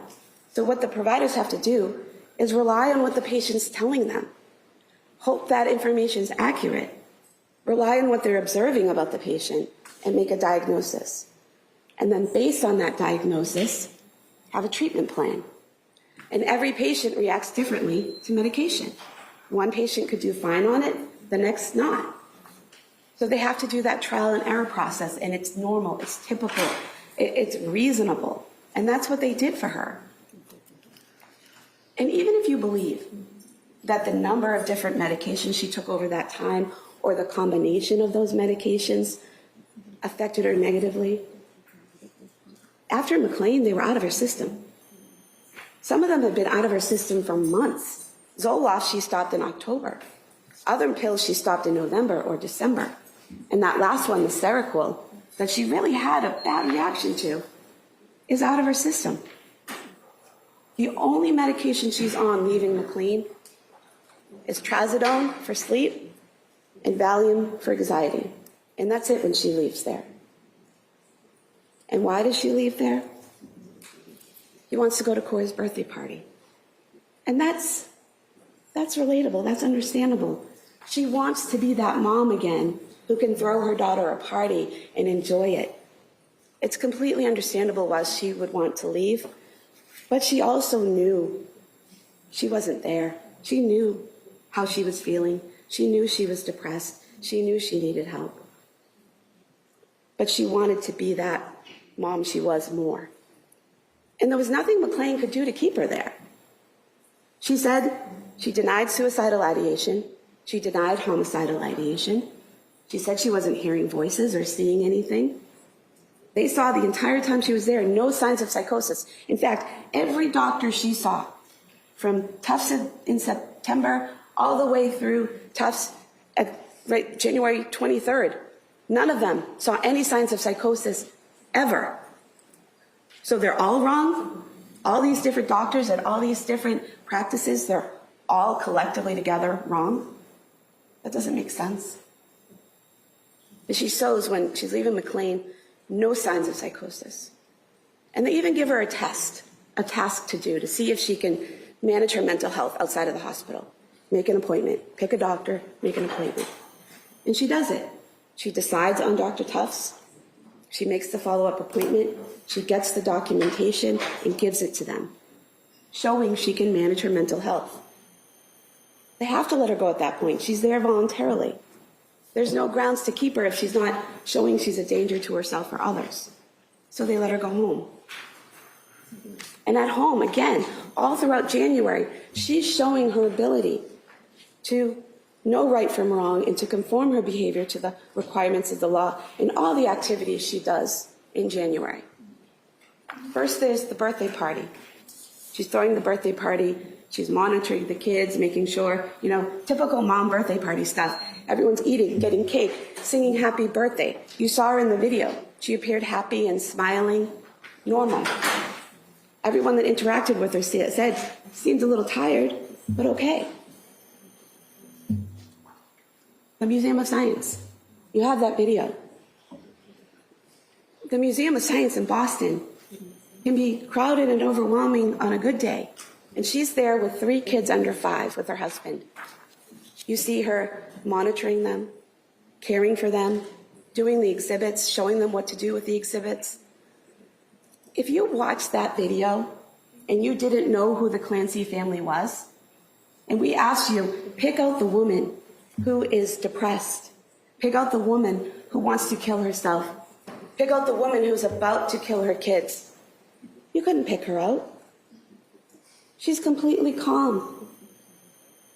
All her behaviors are typical and normal because she's able to control her behavior. She's able to be suicidal and feel those things, but control her behavior, control her thoughts, and present that image to the world. She's able to do it at the Cape Codder as well. Similar scenario. She's able to watch the kids when Patrick goes to brunch. She's able to watch the boys when Patrick and Cora go skiing on the 16th. She's able to interact with the Carneys on January 22nd. And yeah, they both initially said she was quiet, but then they both admitted she was always kind of quiet. But she was able to interact with them, chat with them in the kitchen, seemed okay. In between January 7th and January 21st, her mother never comes to the house to intervene. Her sister, a licensed social worker, a mandated reporter, never comes to the house to intervene or help, never makes a report, and they're in contact with her every day, texting with her, calling with her almost every day, and never see any signs that they should be concerned or worried or intervene. And you have those text messages between the defendant and her mom. And her mom, obviously, was very attentive, very caring, asked very pointed questions. How are you doing? How are you sleeping? How are the medications? Obviously, a very concerned, loving mom. How did Lindsay answer? I'm getting a little better. I'm sleeping better. She said the only time her sleep was interrupted is if Cora had a bellyache or one of the kids was up. But she's doing better every day. She's sleeping better. She's feeling better. She still says, I'm not myself. I'm not where I want to be, but she's moving in the right direction. And we have that text from her mom the day she leaves on the 22nd, headed back home. I'm glad to see you're doing so much better. Now her mom now wants you to believe that she lied to her, that she wasn't doing better and she was just trying to encourage her. But there are so many things you can say to your daughter who's struggling with mental health other than lie to her if you want to encourage her. You've got this. Take it day by day. I'm here for you. We're going to get through this. But she wants you to think she lied to her when she said she was doing better. But you know that wasn't a lie. You know that she was doing better, or seemed to be, and that her mom said, I'm glad you're doing so much better, because Patrick said the same thing. He said she was doing better in January. Every day was better. The 24th was the best day. They had hope, because that's what she wanted to show them. The only person during that time that she gave even a little glimpse of maybe she wasn't doing that much better was Dr. Tufts. And she told Dr. Tufts that she was feeling depressed, which is why Dr. Tufts prescribed the 10 milligrams of amitriptyline a day. Very low dose. And then she told Dr. Tufts again, still not helping. And so Dr. Tufts raised it to the 20 milligrams. Again, a very low dose, a dose a child could take. And that shows how cautious and conservative Dr. Tufts was being in the treatment of this patient who had had those interactions with medications previously. She was being cautious and conservative and acting with care for the patient by slowly increasing the medication. But even with Dr. Tufts, she still denied having a suicide plan, denied wanting to hurt anyone else, denied voices, denied visual hallucinations, showed no signs of psychosis.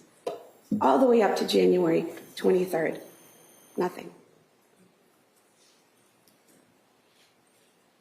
And if you look at their journal, you look at this journal that defense counsel showed you, she's very detailed, excuse me, about when she took medication, what she took, the amount she took, what the effect was for months, starting in October and going all the way up to January. And where it stops, January 18th. Someone who's been so meticulous about everything all the way up to January 18th, and it just stops. It's as if she's decided she's done trying. She's decided that it's too much and she doesn't want to do it anymore. And so she just stops keeping track of the prescriptions. And then we get to January 24th. Everything that happened that day, every person she interacted with, every situation she was in, shows you she knew the difference between right and wrong, and she could conform her behavior to the law. The doctor's appointment first thing in the morning. She's able to drive there. She's able to interact with medical professionals. She's able to seem absolutely fine and normal. And this is a doctor who's treated the kids since Cora was a baby. This is a pediatrician who's known the family and has known Lindsay for almost 5 years. A woman who's trained in recognizing the signs of postpartum depression. She told you she looks for flat affect, she looks for teariness, and some other things that she told you. She saw none of that. She was able to control herself and interact with her in a perfectly normal, concerned mother way. Able to get home from that appointment. She plays with the kids, she takes them outside, she's sending those messages and photos to her mom and to Patrick, basically saying, look, this is a good day. I'm having a good day. Everything's good. I'm getting better. Here's proof. This is what I'm doing. You start to see the planning at about 4 o'clock in the afternoon. And this is on her phone. You can see her search for Miralax, kids Miralax at 4:02. And then a little while later at 4:13, you see her search for takeout from 3V. And then immediately after, she does the Apple Maps search to see how long it takes to get to 3V. Well, defense wants you to believe that, she was checking that because she didn't want him gone for too long. She wanted him home. She was in distress. If you're in distress, don't send him anywhere. Make food at home, have him cook, get delivery, get DoorDash. Go to one of the other restaurants that Patrick mentioned that were 2 minutes down the road. And she didn't have to look up on Apple Maps to see where this restaurant was. You heard from Patrick, they had been there at least 3 times in the months before. She had lived in that area for 4 years. She knew where it was. She knew generally how long it would take to get there. What she needed to know was how long specifically on that night it would take to get there. Because she knew she would have a limited amount of time to do what she wanted to do. And what she had decided to do was to kill the children and then kill herself. And so she needed to know, not generally, but exactly how much time will I have. And then obviously sees that that's not enough time. So then she searches CVS. And not only does she search CVS, she calls them. Calls them and asks them if they have kids Miralax, and they say no, but they have Pedialax and one other medication. And then she asks, is it in stock? Because she needs to know not only what they have, but is it in stock? Because she's adding to this errand that she's sending Patrick out on. And she has to make sure she's not interrupted. She doesn't want that call at 5:33. She wants him to go to CVS and have the medication there and get it and then go on to 3V so she has time to do what she needs to do. So that's why she's calling to see what they have and make sure it's in stock. It's a level of planning there and thinking and decision making that Dr. Satoff referenced. And then after that, she texts Patrick, it's been a long day, can we do 3V? And he's on board with that. And she's like, okay, check out the menu, let's get on this. And he asks her what she's getting. She tells him the Mediterranean Power Bowl. He says he's getting the pork belly risotto. 5:10 p.m., she's calling that order in. She's talking to the hostess. She gets the order accurate. She is able to answer questions about how she wants her food. She's able to recall and give Patrick's phone number and his name as the person picking up. And then Patrick's leaving to go get the food. And as he's leaving, the kids are in the living room on the couch eating. The defendant's in the doorway near the basement door.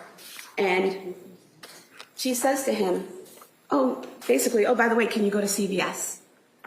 Acting like it's this last minute thought, like, oh, by the way, can you get this? And not something that she's been planning for over an hour.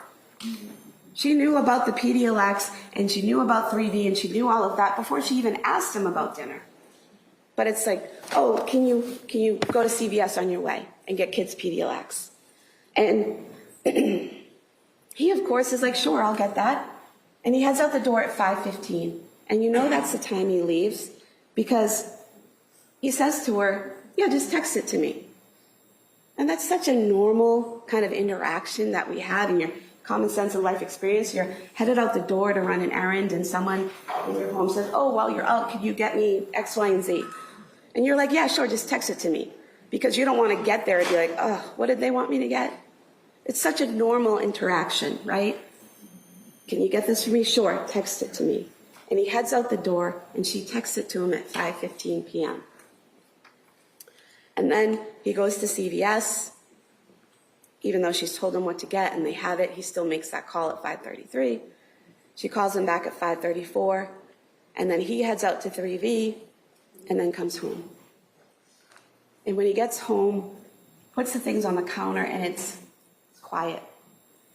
It's quiet in a way that a house with 3 kids under 5 should not be during waking hours. So he calls out to them, no answer. He goes to the basement door and opens it and yells down and no answer. And he closes the door. He calls her phone, no answer. He goes upstairs and is able to unlock the door and see the blood and see the window open and go down to her. And when he goes down to her, she's no longer actively bleeding. He doesn't have to put pressure on any of her wounds. And he says to her, what did you do? And her response is, I tried to kill myself. And then it's, where are the kids? In the basement. It's not, I heard a voice, I was compelled to do this, I didn't want to do this, go help the kids, they're hurt, they're in the basement, go save them. No. It's, I tried to kill myself, and the kids are in the basement. And defense wants you to believe that conversation couldn't have happened because of how she sounded on the 911 call. But you heard from the doctors, people can deteriorate over time. When he first gets there, she's able to talk to him. And as that progresses, she's losing the ability to talk. And there's nothing in the medical records about her throat being crushed or her thyroid being crushed. You can look at that. Her thyroid was bruised, her vertebrae were broken, but her throat wasn't crushed. She had the ability to make sound and to communicate. And if you listen to the 911, he's talking to her, and then he's answering the 911 dispatchers about what she said. So even if we can't hear her clearly and we can't understand what she was saying, he could.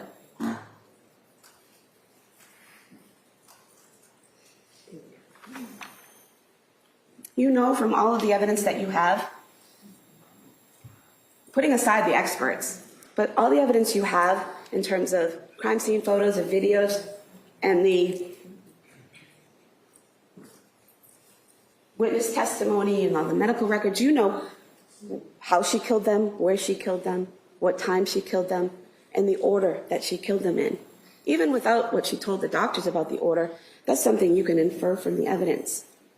Because you know, in order to bring the kids to the basement and strangle each one of them, and then come upstairs and get a knife and have a phone call, and then go upstairs to the second floor and either take handfuls of pills or crush them, however she did it, take the pills, and then cut herself. And it's not just 3 cuts, it's the hesitation marks, and then the cuts themselves.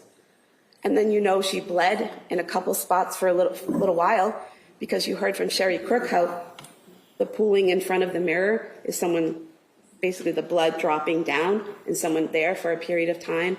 And then over closer to the window, the same thing.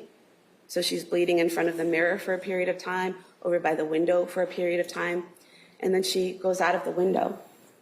And whether she dove out or climbed out and slid down, whatever you think that evidence shows from the shingles and everything you've seen, whatever happened, she goes out of the window and she's on the ground. And by the time Patrick gets there, she's no longer bleeding. So for all of that to happen, in that short amount of time while Patrick's gone, she had to have started killing the kids immediately after he left. Now, defense wants you to believe that it was after the phone call, that after the phone call she heard the voice and killed the children. But there's a few things about that don't make sense. First is what she told Dr. Satoff, that when she gets the call, she's at the fridge getting chicken nuggets out of the fridge to make dinner. You heard from Patrick, when he's leaving, Dawson is sitting on the couch eating chicken nuggets and green beans out of a bowl. There's the crime scene photo of 2 bowls on the couch. Yes, the pink one seems to have some vegetables in it, but there's the blue one there as well. And Patrick saw Dawson eating the chicken nuggets and green beans. So why would the defendant make that up? Why would she say she's doing that during the phone call? Because if she's already killed the kids because of a voice and being compelled and it being against her will and she's like a puppet, then she can't get a call and miss it and then call the person back and have a conversation and then hang up. A puppet can't do those things. Those are decisions and choices and actions that she's controlling. So she has to explain away the phone call because her behavior and her ability to have the phone call don't make sense if she's being compelled by her voice, if she's not in control. And you, further on that, you have the phone. You have the flights climbed. There were 2 flights climbed. You can see, you have Ian Whiffin's report, you can see there were 2 flights climbed. The first ends at 5:33. So it makes sense that she has killed the kids in the basement and she has come up the stairs, and at 5:33, she's in the kitchen and she's getting the knife. And then Patrick calls. Everything she's done, everything from the research to making sure what they have, to telling him to get it, to making sure it's on stock, all of that, and he still calls her, he still interrupts her. And then she gets the knife and she goes upstairs, and she's at the top of the stairs by 5:38. So the phone calls from 5:33 to just before 5:35. So if you want to believe that the voice happened after the call, and the killing of the kids happened after the call, between 5:33 and 5:38, she doesn't go down and come back up and come back up and come back up. There's nothing on that phone about that. And there wouldn't be enough time for her to bring those kids down to the basement and strangle each one in 3 minutes. You heard from the doctors, and Dr. Lapisato included, it could take up to 30 seconds for each child to go unconscious. And then strangulation would have to continue for another 1 to 2 minutes to cause death. And Dr. Lapisato wanted you to believe that the band could just stay there around their necks by themselves. But you have the bands. They're exercise bands. You pull them, they resist, you let go, they snap back. I had to hold them up to show her in circles like around someone's neck. And when I let go, they expanded. They don't stay around someone's neck on their own. You have to pull them. And you know they weren't knotted. Patrick never testified that they were knotted, so I'll take this one. He testified that he didn't have a clear memory, but he remembered that they were possibly looped. And I asked him, like, when you're tying your shoe, that first loop before you do a bow? And he said, yeah, kind of like that. So not knotted, not tied, but even his memory wasn't the best. You heard him on that call. And that's why we had to play the call for you, because you could hear him. You could hear when he found each kid. And you knew that he had the phone with him when he found each kid, because his voice, it never sounded like he was in another room. It always sounded so painfully right there. And so you know he's holding the phone and he's not untying knots, and he wouldn't have had the time to untie knots in that short amount of time.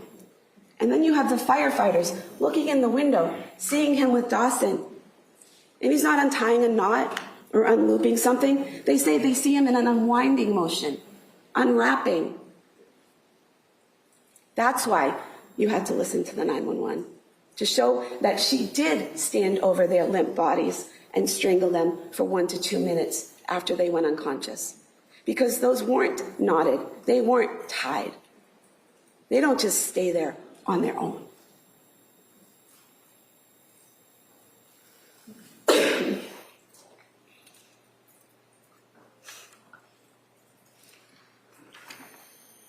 And even if you wanted to believe that at 5:38, she goes upstairs and puts the phone on the bed, and then she goes down and kills the kids, and she does everything. 5:38 to just after 6 p.m., because he's making the call to her at 6:09. There's not enough time between 5:38 and just after 6 p.m. to kill all 3 kids, to get the knife, to take the pills, to cut herself, to bleed, to go out of the window, to stop bleeding, and Patrick to get there. In 20-odd minutes, it's not enough time. So you know she killed those kids as soon as he left. And when she got the call from him, she had already strangled them. And she didn't tell him. She didn't ask for help. She didn't say, oh my God, what have I done? She's a nurse. She didn't go down and try to do CPR and help them. No, she lied.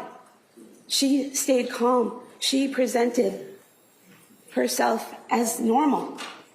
She had complete control over her behavior and her emotions. She had a normal conversation with him because she didn't want him coming home, because she needed to finish her plan. She still had to kill herself. So why did she do it? Defense would have you believe that a mother who was this good, who loved her kids this much, which we're not denying, would never harm her kids this way unless she was so mentally ill that she was hearing these command voices and had no choice. But that's not the world we live in. Dr. Resnick told you, most women who kill their children do it in child abuse. Most women who kill their children don't do it because of mental illness. Mothers kill their children, and it's horrible and it's awful, but it happens. So why did she specifically do it? She was depressed. She was exhausted. She was done. She didn't want to try anymore. She felt damaged. But those kids were her protective factor. Those kids were keeping her from ending her misery. And so she had to remove the protective factor. And I'm not saying she was happy about it. I'm saying that it was what she had to do to end her misery. But it was a choice. It was a choice. She could have kept trying. She could have, moved down to her mother's. She could have killed herself and left her kids alive. But it was a choice to take them with her. It was a horrible choice. And it's a choice that we don't want to think about that a mother could make, because that doesn't make us feel safe or comfortable in this world. But it's a choice she made.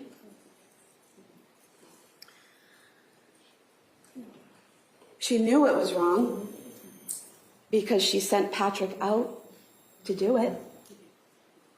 She could conform her behavior because she waited until he was gone and didn't tell him what was going on those phone calls, didn't call 911 for help, didn't lock herself in a bathroom upon hearing this voice. She knew it was wrong. She didn't take advantage of this situation.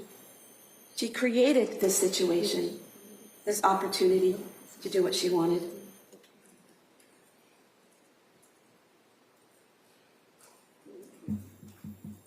And when she woke in the hospital, and she knew she was alive and the kids weren't, she knew what she did was wrong. She said she felt horrified. And then, while still with a tube in her throat, she's asking, do I have a lawyer? And it's not what defense said. It was after surgery and she's delirious. Look at the records. She had surgery on the 27th. She's asking if she has a lawyer on the 26th. Do I have a lawyer? Because she knows what she did was wrong. And then we get the justification, the excuse of the voice. And there are a few reasons why the voice doesn't make sense. The first is she immediately obeyed it. Dr. Resnick, their expert, the one who knows everything about postpartum psychosis, he teaches other psychiatrists and psychologists. He writes books and chapters and articles about how this is a huge red flag if someone immediately obeys a voice. You heard him talk about Andrea Yates, about how she heard voices to kill her children for months. And what did she do? She committed herself 5 times. She tried to kill herself twice to avoid harming her children. Counsel, That was all accurate. let's move on from that. Lindsay Clancy hears his voice one time and does it. Doesn't try to lock herself in the bathroom, call Patrick, call 911. Doesn't try to leave. Leaving little children alone for 20, 30 minutes, not the greatest option, but it's better than killing them. She doesn't try any tactics to avoid the voice. She just obeys. Another red flag that Resnick was asked about and teaches and writes about is that she only heard the voice one time. She never heard it before, and she hasn't heard it since.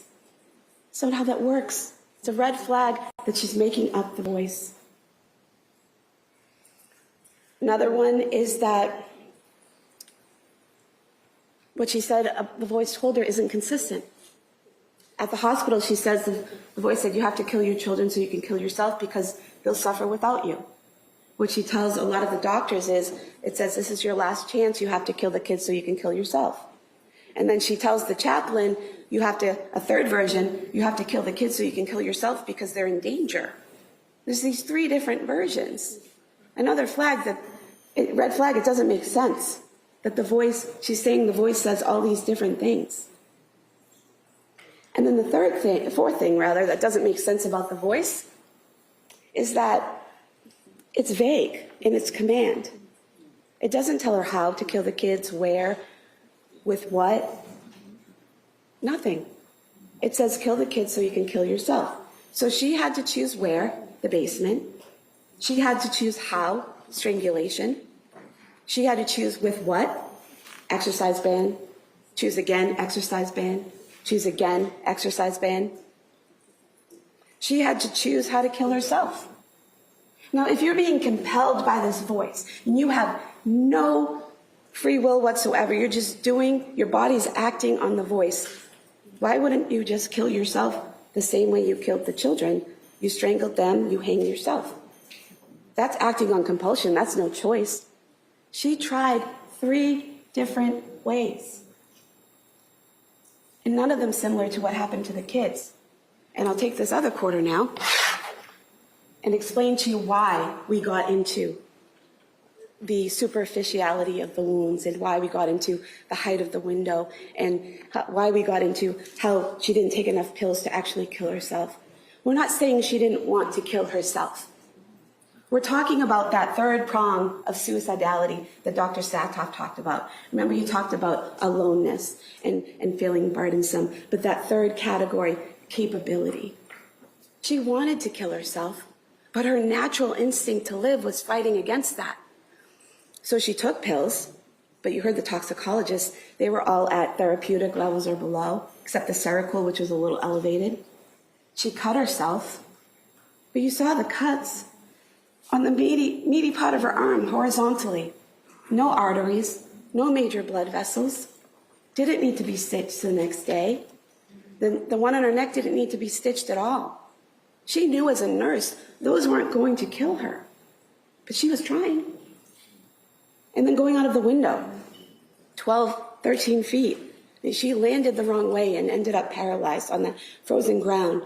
But, the idea that falling out of a 12-foot window is going to definitely kill you, not necessarily. And so she wanted to, she was trying in all these different ways. But she just couldn't get over that 3rd prong, the capability of actually killing herself. And that goes against it being a voice. Because if she's compelled to do it, if this voice is making her do it, she would just do it. There would be no fight. There would be no struggle. There would be no resistance to dying. but there was.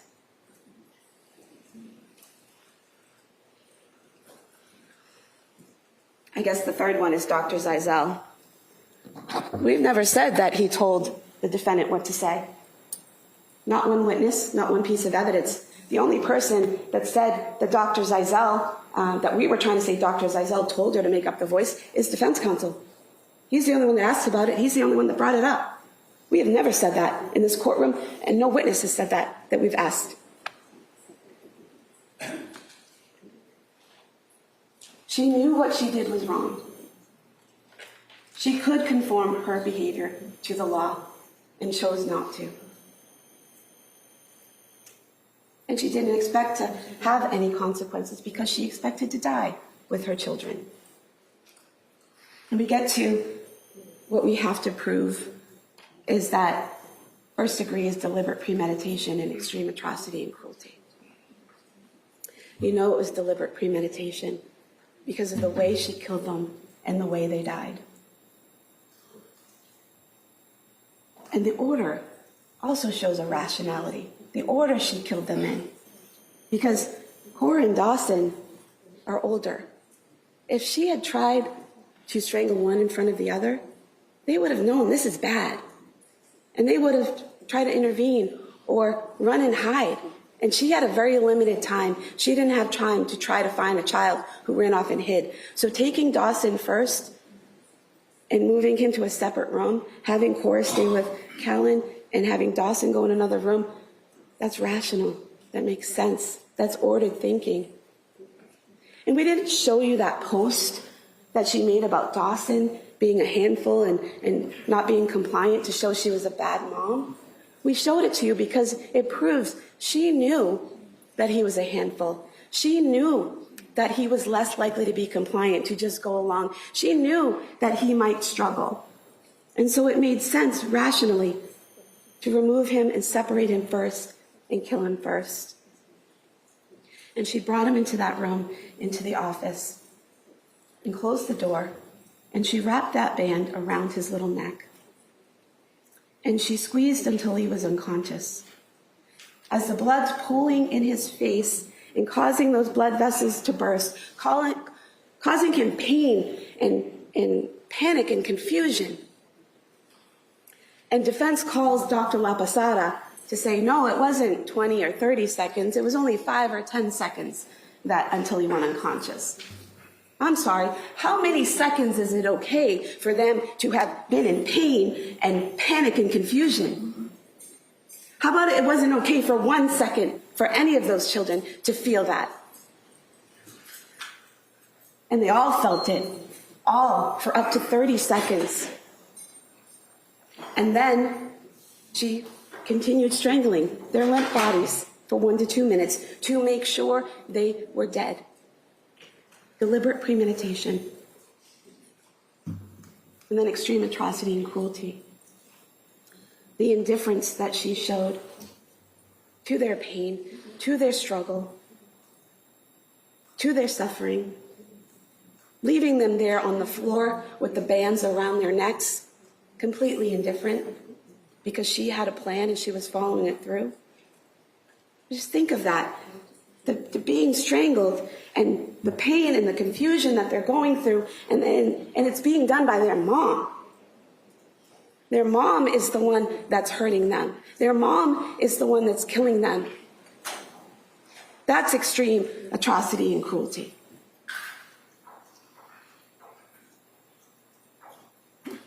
She didn't see them in that moment as individual human beings with rights, with dreams, with futures, individually belonging to them. You heard about the 3 kids. Cora wanted to be a doctor and a mom. Dawson wanted to be a firefighter. Callan never got the chance to dream. Who knows what future he would have dreamed for himself.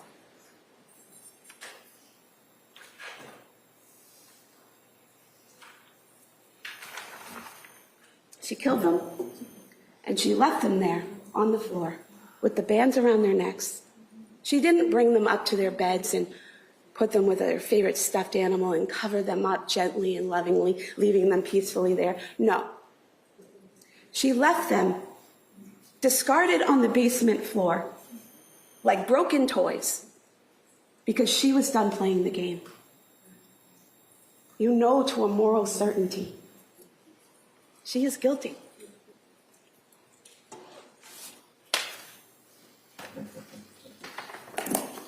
All right, thank you, counsel. Now, members of the jury, been sitting here for a while. Does anybody need a short break? I think that would. All right. So we're going to return now to the instructions that I have. In rereading my instructions, I just kind of want to make sure that something's clear. So I'm going to ask you to go back to page 6. I think we were talking about murder in the second degree. Everybody get there.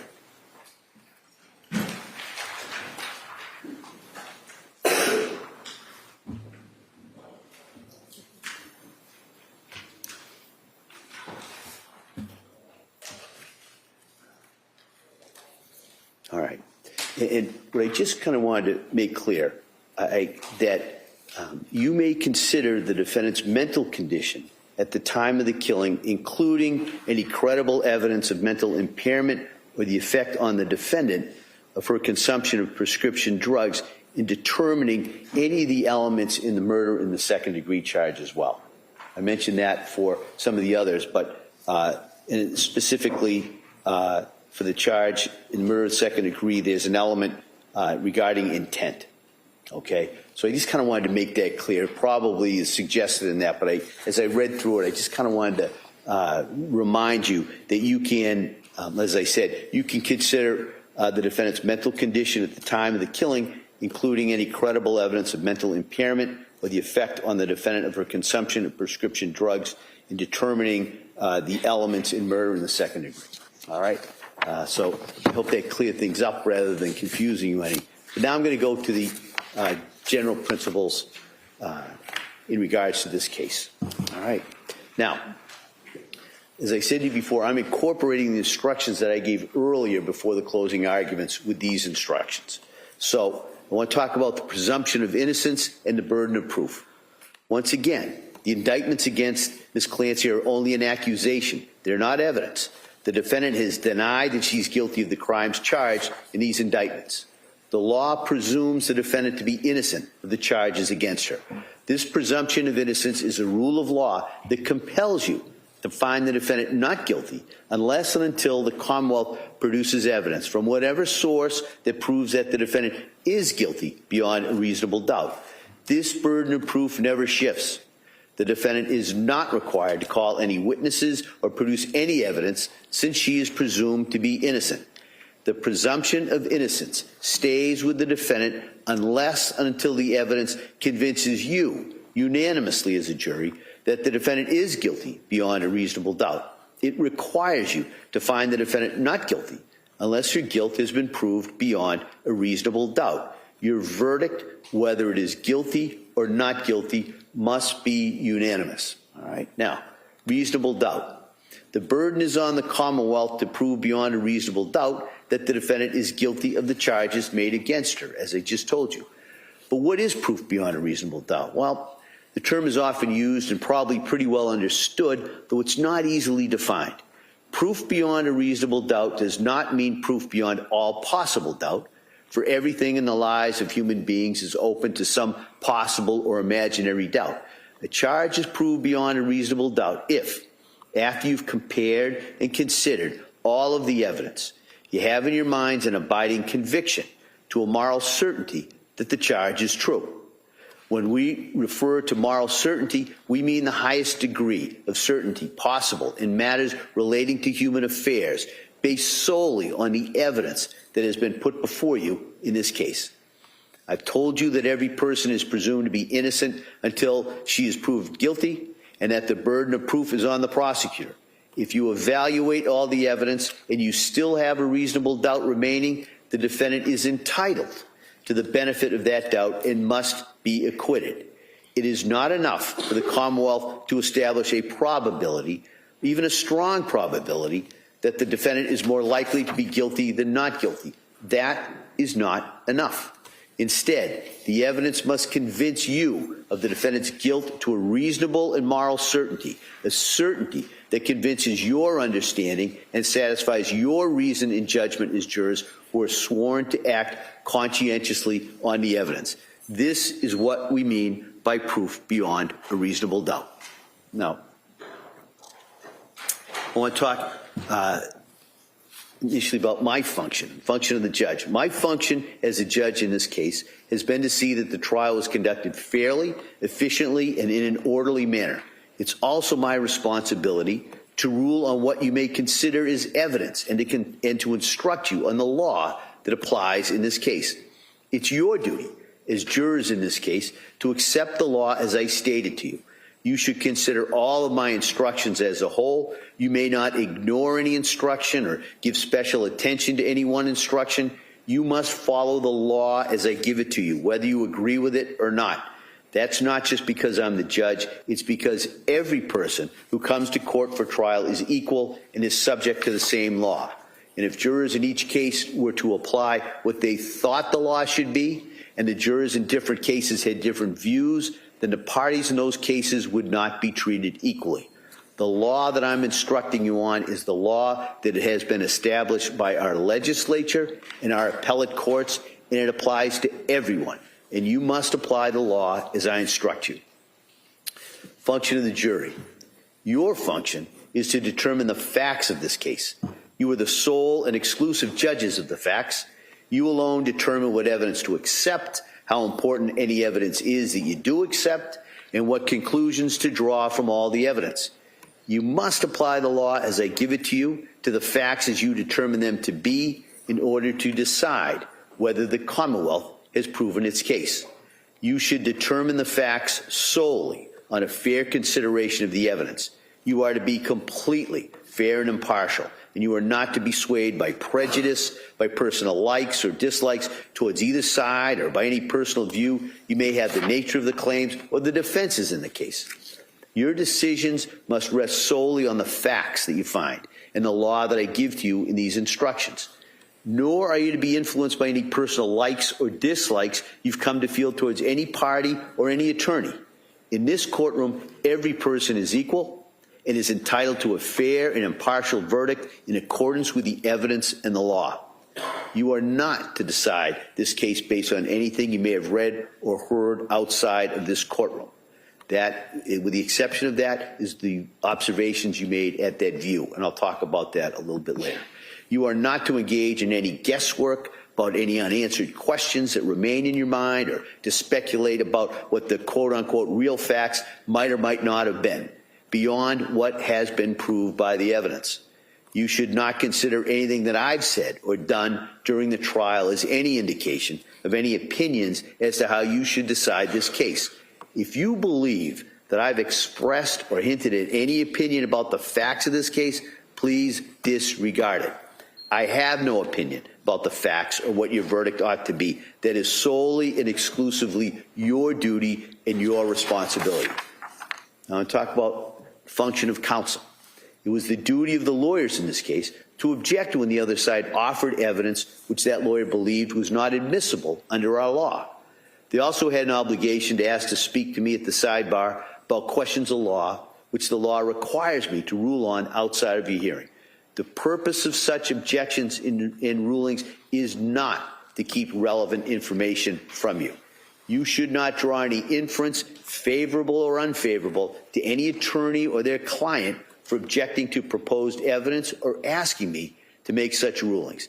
That is the function and responsibility of the attorneys in this case. Now, what is evidence?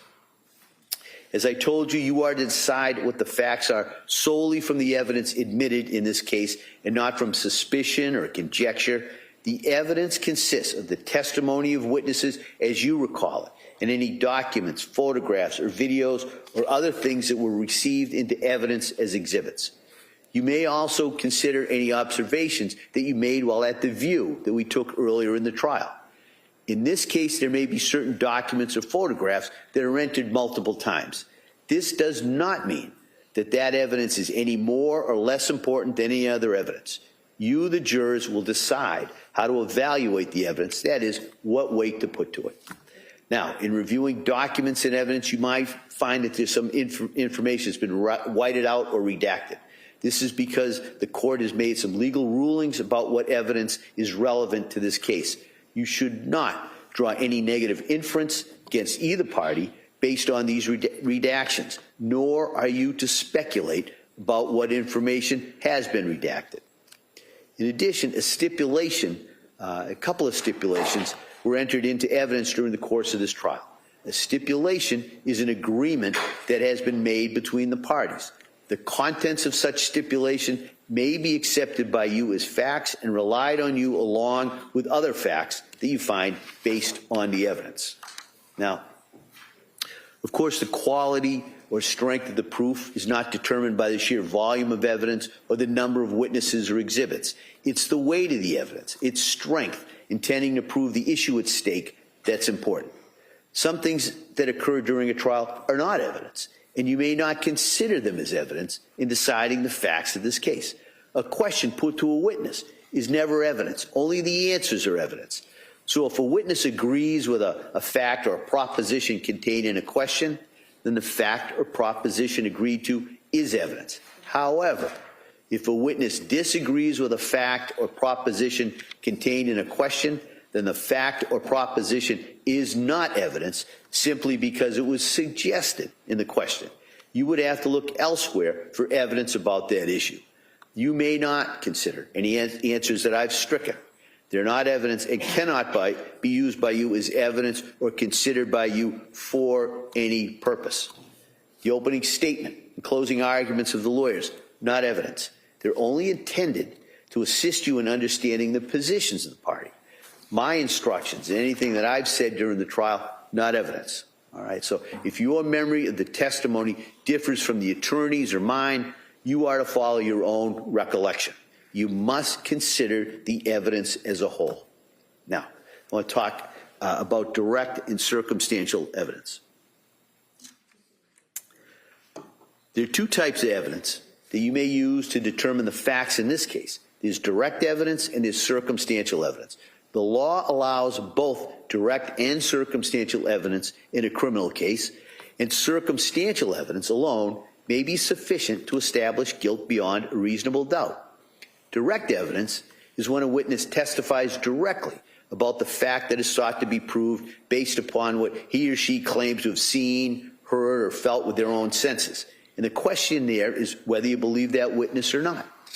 Circumstantial evidence is when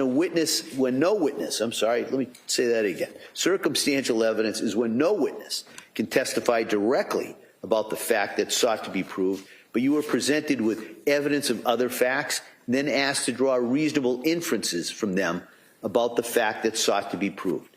There are, however, several things you should keep in mind about circumstantial evidence. The first one is that you may draw inferences and conclusions only from facts that have been proved to you beyond a reasonable doubt. The second rule is that any inferences or conclusions you draw must be reasonable and natural based on your common sense and good judgment. In a chain of circumstantial evidence, it's not required that every one of your inferences and conclusions be inevitable, but it is required that each of them be reasonable, and that they all be consistent with one another, and that together they establish the defendant's guilt beyond a reasonable doubt. Inferences must never be based on conjecture, surmise, guesswork, or assumption. And whether the evidence is direct or circumstantial, the Commonwealth must prove the defendant's guilt beyond a reasonable doubt from all of the evidence presented in the case. Now, I want to talk about the credibility of witnesses, all right? It's going to be your duty to decide all the disputed questions of fact. You are going to have to determine which witnesses to believe and how much weight to give their testimony. You should give the testimony of each witness whatever degree of belief and importance that you judge it is fairly entitled to receive. You are the sole judges of the credibility of the witnesses, and if there are any conflicts in the testimony, it's your function to resolve those conflicts and to determine where the truth lies. You may believe everything a witness says, or only part of it, or none of it at all. If you do not believe a witness's testimony that something happened, of course your disbelief is not evidence that it did not happen. When you disbelieve a witness, it just means that you have to look elsewhere for credible evidence about that issue. And when deciding whether to believe a witness and how much importance to give a witness's testimony, you must look at all the evidence, drawing on your own common sense and experience of life. Often it may be not what a witness says, but how the witness says it that might give you a clue whether or not to accept that witness's version of an event as believable. You may consider a witness's appearance and demeanor on the witness stand, the frankness or lack of frankness in testifying, whether the testimony is reasonable or unreasonable, probable or improbable. You may take into account how good an opportunity the witness had to observe the facts about which the witness testifies, the degree of intelligence the witness shows, and whether the witness's memory seems accurate. You may also consider any motive that the witness may have for testifying, and whether the witness displays any bias in testifying, and whether or not the witness has any interest in the outcome of the case. Now, I want to talk a little bit about prior inconsistent statements. When you evaluate the testimony the witness gave here in court, you may consider whether that witness made any earlier statements that differ from or contradict in any way their in-court testimony. That earlier statement is generally admitted into evidence solely for your consideration in evaluating the witness's credibility or believability. If you determine that an earlier statement is different from the way the witness testified in court, you may decide that the witness's credibility or believability is affected adversely, or you may decide that it's not adversely affected, but that is the only purpose for which you may use that earlier statement. You may not consider the earlier statement as evidence or proof of truth of any fact contained in the statement. Now, flip side, I want to talk about prior consistent statements now, all right? The testimony of a witness may be rehabilitated or supported by showing that he or she previously made statements that are consistent with their present testimony. The prior statement is admitted into evidence solely for your consideration in evaluating the credibility of the witness. Should you find the prior statement to be consistent, you may consider the prior statement only in connection with your evaluation of the credence to be given to the witness's present testimony in court. You are not to consider the prior statement as establishing the truth of any facts contained in that statement. Now, I want to talk about the defendant's statements that were made to evaluating psychiatrists or psychologists. You may not consider the defendant's statements made to a psychiatrist or psychologist in their evaluation of the defendant as establishing the truth of any facts contained therein. Those statements cannot be used by you as evidence of premeditation, extreme atrocity, or cruelty, or specific intent to kill. Such statements are admissible only as they relate to the basis of the doctor's opinion of the defendant's mental condition. Now, I want to talk about evidence of post-incident conduct. Now, if you have heard some evidence suggesting the defendant's actions after the killings. I'm not suggesting that these are the facts, because the facts are your exclusive domain. But there is some evidence to that effect, and I mention it here to describe the legal point that's implicated. If the Commonwealth has proven that a defendant did any of these things, you may consider whether such actions indicate feelings or consciousness of guilt by the defendant, and whether in turn such feelings of guilt might tend to show the defendant's actual guilt of the offenses with which he's been charged. You are not, however, required to draw such inferences, and you should not do so unless they appear to be reasonable in light of all the circumstances in this case. If you decide that such inferences are reasonable, it will be up to you to determine how much importance to give them. But you should always remember that there may be numerous reasons why a person not responsible for the crimes charged might do the things attributed to her. Such conduct does not necessarily reflect feelings or consciousness of guilt. So please bear in mind that a person having feelings of guilt is not necessarily guilty, in fact, for such feelings are sometimes found in innocent people. So finally, Remember that standing alone, consciousness of guilt evidence, if you find there was any, is never enough by itself to convict a person of a crime. You may not find the defendant guilty on such evidence alone, but you may consider it in your deliberations along with all the other evidence that was presented at the trial. I want to talk next about expert witnesses.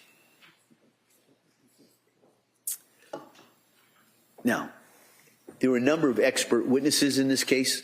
This term refers to witnesses who have specialized training or experience in a particular field.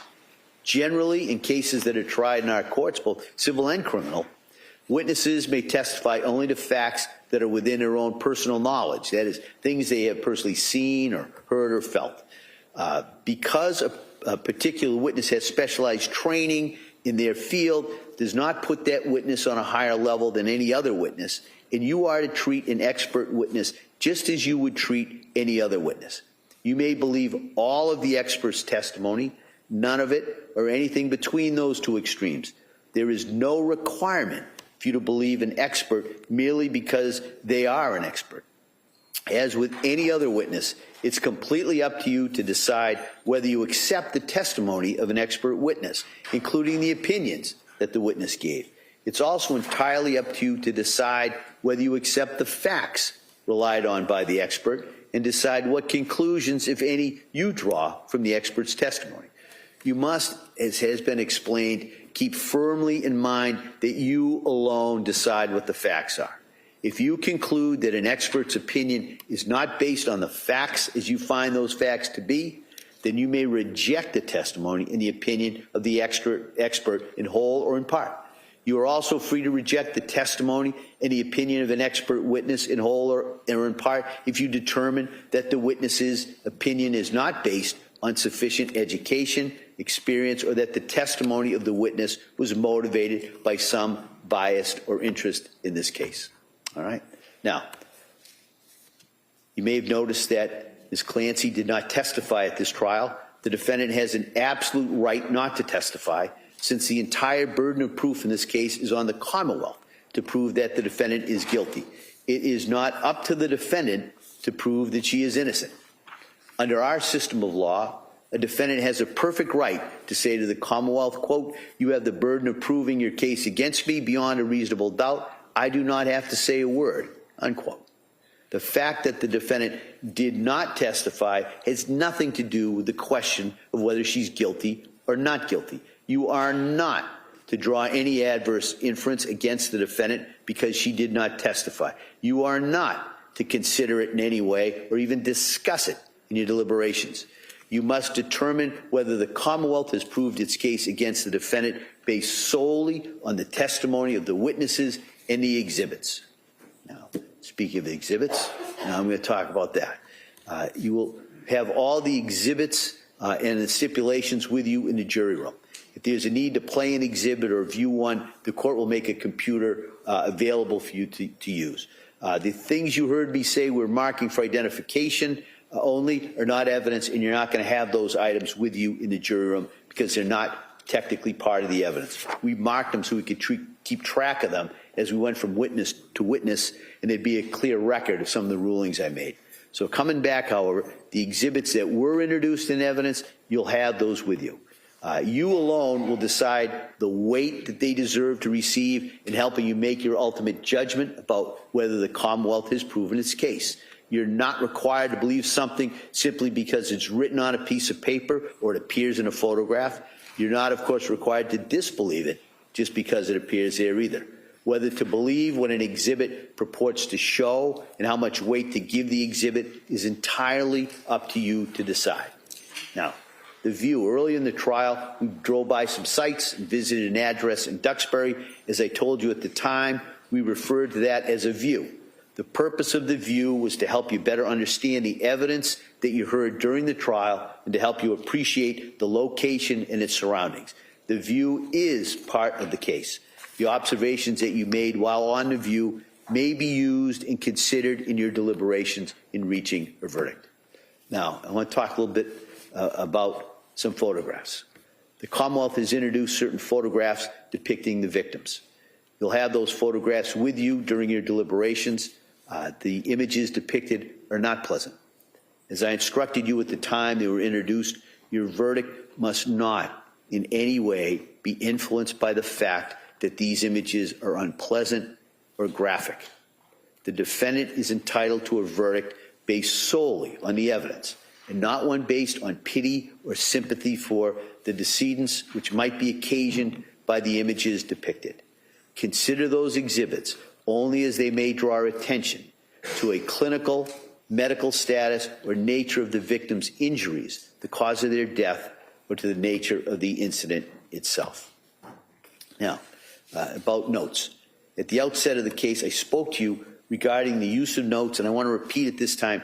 Your notes are only an aid to memory and should not be given any precedent over your independent recollection of the facts. Whether you took notes or you didn't, you must rely on your own memory. Do not use your notes to try to persuade your fellow jurors of the accuracy of your reflections, and no juror should be influenced by the notes of other jurors. Your notes are not official or even unofficial transcripts, all right? Now, we'll talk about the use of phones or computers. During your deliberations, you must not communicate with or provide any information to anyone by any means about this case. You may not use any electronic device or media, such as a computer or a phone, to communicate to anyone any information about this case or to conduct any research about this case until I accept your verdict. Kind of want to make that real clear, all right? So if somebody has a question in that jury room, you are not allowed to try and answer it by anything other than through the exhibits and evidence you've heard, all right? We said, so I just kind of want to make that real clear. Nobody is to use a phone to communicate, to try and look. Don't talk to anybody while you're deliberating. Don't try and look up anything, things like that, all right? Just kind of make that as clear as I can. Now, before I go any farther, I have to do one more duty, and that's to select a foreperson of the jury. We have a foreperson for two purposes. The first is to act as your facilitator. That's to gather everyone around the deliberation table to be sure that everyone has a full and fair opportunity to speak and to share their views, and to ensure that all of you are always deliberating together as a group as you work to reach the verdict in this case. The second purpose of the foreperson is to act as your spokesperson here in open court. So when you're ready to return your verdict, we'll bring you all back out as a group. We'll ask you to remain standing, and we'll ask the foreperson on everyone's behalf if you've reached a verdict. And if you have, we'll go through the process of having that verdict reported by the foreperson on your behalf, and then it's recorded in the case. All right? So those are the two roles of the foreperson. So in this case, I'm going to appoint in seat 18, juror number 257 as the foreperson of this jury. Okay? Now, members of the jury, if during the course of your deliberations you should have a question about the law or about my instructions on the law, and by telling this, I'm not suggesting you'll have one, but if you should do the following, all right? You should all first agree on the form of the question, have the foreperson write it down on a piece of paper, and the foreperson should give it to the court officer, who'll bring it to me. I'll call the lawyers together. We'll consider your question and how I should respond to it, and then I'll either bring it back out here in the courtroom and respond to you here in open court with an answer, or if it's appropriate, I might just write the answer down in response to your question and send it back to the jury room. So now that process accounts for, may cause a lag time between when you ask the question, get it sent out here, and I meet with the lawyers, decide how we answer it, and get the answer back to you. So if you can continue to keep deliberating while waiting for my response, by all means do so. If you cannot go further without my response, then stop, and I'll get my response to you as quickly as I can. If it's necessary to communicate with me on any matter during the deliberations, I'd ask you to do so in writing. Send me a note, and I'll respond to it. You're instructed not to talk to anyone else about any aspect of the merits of this case during your deliberations, and that includes the staff, court officers, lawyers, witnesses, parties, family members, friends, acquaintances, anyone, all right? Now, your communications with the court officers should have to do, really just matters of scheduling and breaks, when you come back to the courtroom, that kind of thing. But even with them, don't discuss what's going on inside that jury room if you can. then while you're in the jury room, you should all talk about this case only in the presence of each other. That is, at some point, we'll have lunch brought to you. So if you'd like, you may as a group decide to suspend your deliberations, have lunch, and then return to the deliberations. Or you might decide you'd like to work through lunch while deliberating. Either way, the only thing we can't have is some of you eating lunch separate from others while deliberating, all right? So no subcommittees in a sense.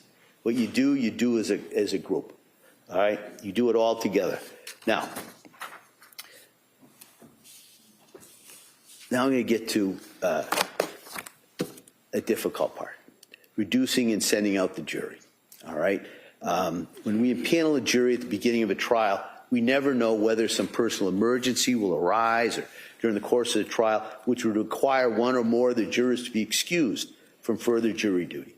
To avoid having to start the trial all over again, if that should occur, we impaneled, in this case, 18 jurors, even though the case will be eventually decided by 12 of you.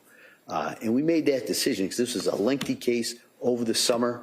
The time has now come to reduce that number. This is especially difficult in this case, where all 18 of you have been equally dedicated and attentive to this case during the course of this trial, but the case is to be decided by 12, all right?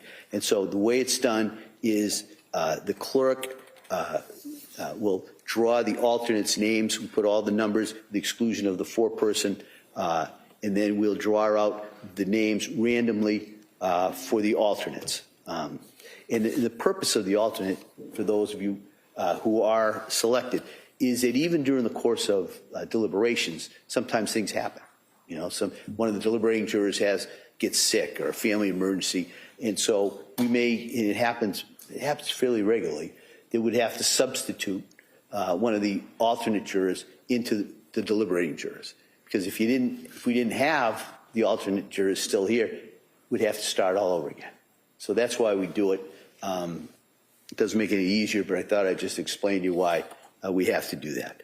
As I put in here, fate makes you an alternate juror. Don't take it personally. Your presence to this point and continuing availability, if you should be needed, is an important contribution. The court officers will make you as comfortable as possible while the jury deliberates.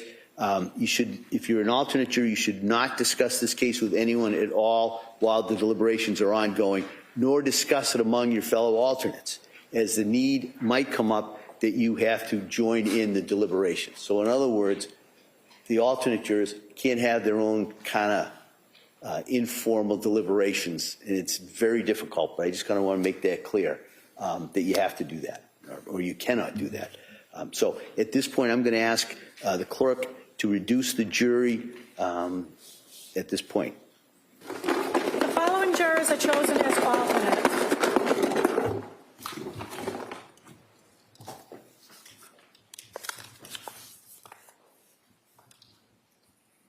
Juror number 157 in seat number 11.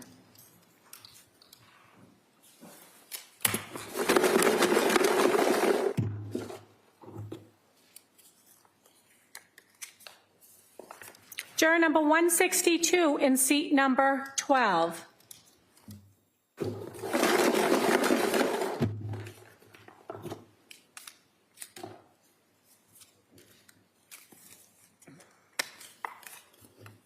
Juror number 385 in seat number 14.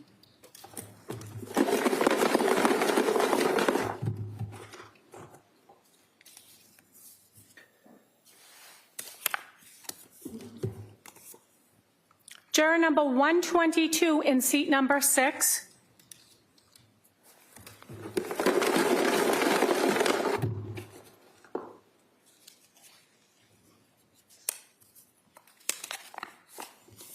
Juror number 124 in seat number 7.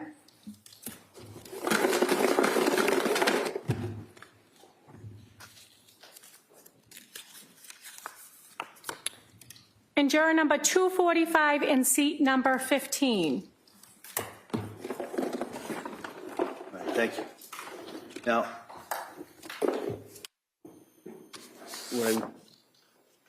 what I kind of had forgotten to talk about, I mentioned it with the foreperson and everyone in regards to the verdict, just the verdict slip. this is the verdict slip. This is what it looks like. There will be a verdict slip for each count, and it says right there's a count regarding Cora Clancy, there's a count regarding Dawson Clancy, and there's a count regarding Callum Clancy. And on each of those, there's a box for not guilty by lack of criminal responsibility, guilty of murder in the first degree by the theory of deliberate premeditation, or extreme atrocity and cruelty. There's a box for guilty of murder in the second degree. And there's a box for manslaughter. So when you have reached a unanimous verdict as to which verdict it is, the foreperson is to check that box that is applicable to the decision, sign it and date it, and let the court officers know that we have a verdict. Okay, so it's pretty self-explanatory, but I just kind of wanted to let you know that. Now, I know I'm not telling you anything you don't know when I tell you that reaching a verdict in this case is not necessarily going to be an easy task. It's going to require conscientious service on your part and a conscientious approach to your duty as jurors. I suggest, respectfully, that each approach it with a mutual respect for the opinions of your fellow jurors. They have a disposition to listen to each other.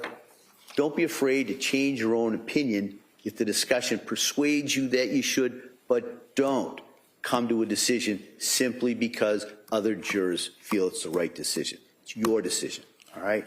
Each of you must decide this case for yourselves, and you should do so only after you considered all the evidence, discuss it fully with your fellow jurors, and listen to the views of your fellow jurors. You all heard the same evidence. You've all heard it with the same degree of attention. You're all governed by the same desire to arrive at the truth, and you're all under the sanction of the same oath that you took as jurors at the start of this trial when you agreed to well and truly try the issues between the parties in accordance to the evidence and the law. Now, I'm about to submit this case to you, and I need not remind you that you have an awesome responsibility. But I believe that you will bring to bear all the wisdom and the judgment and the conscience that you possess in reaching your verdict in this case. All that we can expect from you is that you decide this case with integrity and with principle. Now, everyone has feelings, assumptions, perceptions, fears, stereotypes. Those are implicit biases that we may not even be aware of. These hidden thoughts can impact what we see and hear, how we remember what we see and hear, and how we make important decisions. Because you're making such an important decision in this case, I strongly encourage you to evaluate the evidence carefully. Resist jumping to conclusions based on personal likes or dislikes, generalizations, gut feelings, prejudices, sympathies, stereotypes, or biases. The law demands that you return a just verdict based solely on the evidence, your individual evaluations of that evidence, your reason and your common sense in these instructions. Our system of justice is counting on you to render a fair decision based on the evidence and not on biases. Please have confidence in what you're about to do, all right? I have that confidence in you. I don't think I've ever seen a more dedicated group of jurors in any trial that I've ever been involved in.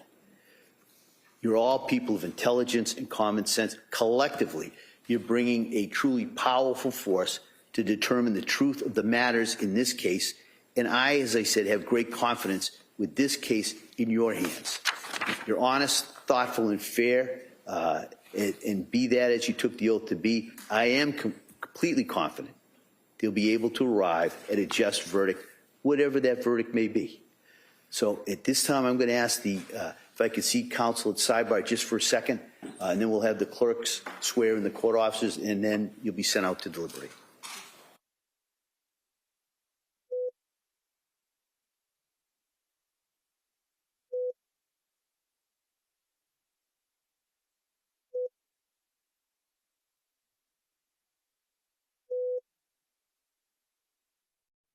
Do each of you solemnly swear that you will take charge of this jury and keep them in some convenient place until they have agreed, that you will not speak to them yourselves nor suffer anyone else to speak to them, except by order of the court, so help you God?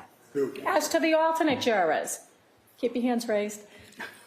Do you solemnly swear that you will take charge of these alternate jurors and keep them in a convenient place, separate and apart from the other members, that you will not speak to them yourselves nor suffer anyone else to speak to them except by order of the court, so help you God? I do. Thank you. All right. Members of the jury, you may now retire to consider your verdict. Thank you. Court, all rise. Jurors, there be no votes. Come to discussion. Call the issue.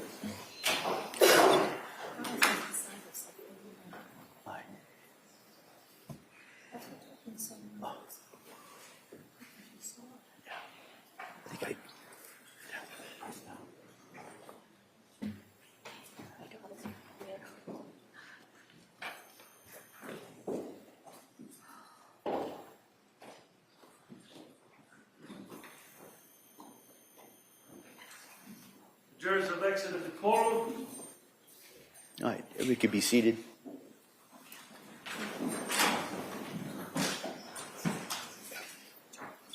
I just wanted to make one comment, and it really is, unless you've tried a difficult murder like this one, you may not be aware how difficult and tough it is to try a case like this.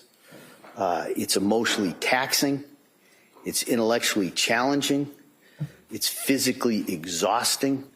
So I just wanted to commend all three counsel for their work and their efforts in this case, in this trial.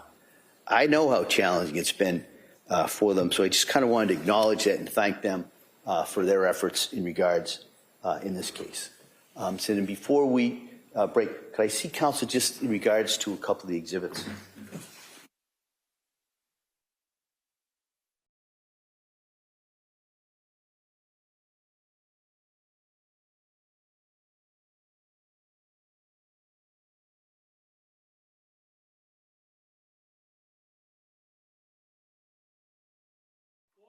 All rise.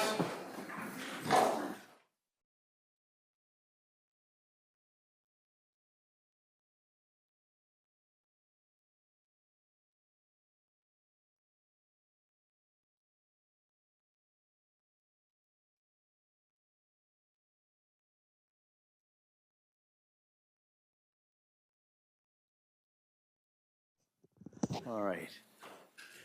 What we're going to do is I'm going to bring the jury back and just excuse them till tomorrow morning. Okay? All right. Yeah.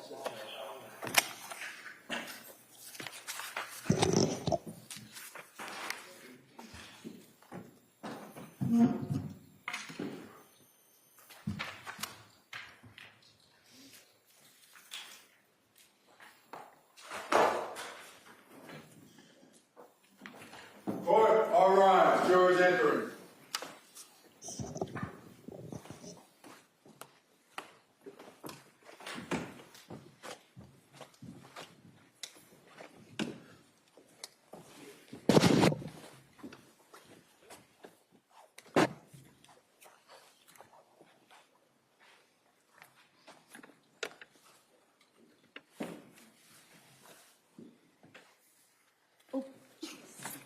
This court's now in session. Be seated. Your Honor, present before the court, we have 12 deliberating jurors and 6 alternates in the matter of Commonwealth versus Lindsay Clancy. All other parties are present. All right. Thank you, Madam Clerk. You're welcome. What I wanted to bring you in. It's been a long day for everyone. And so what I'm going to do is excuse all of you till tomorrow morning, 9 o'clock. I just want to, as you can imagine, I want to reiterate those instructions. Now you are either deliberating jurors or alternates, possibly to deliberate. So I can't stress it even more than I have for the last 5 weeks. Don't read anything about this case. Don't talk about this case with anyone, even at home. Don't listen to anything. Just put this out of your head. Come back here tomorrow morning. We'll start at 9 o'clock. What'll happen is we'll have you come in. I'll bring you in. I'll ask you those questions. I'll just turn you right around and have you back deliberating. All right? And so with that, with my thanks to everyone, excuse you till tomorrow morning. Thank you. Court, all rise.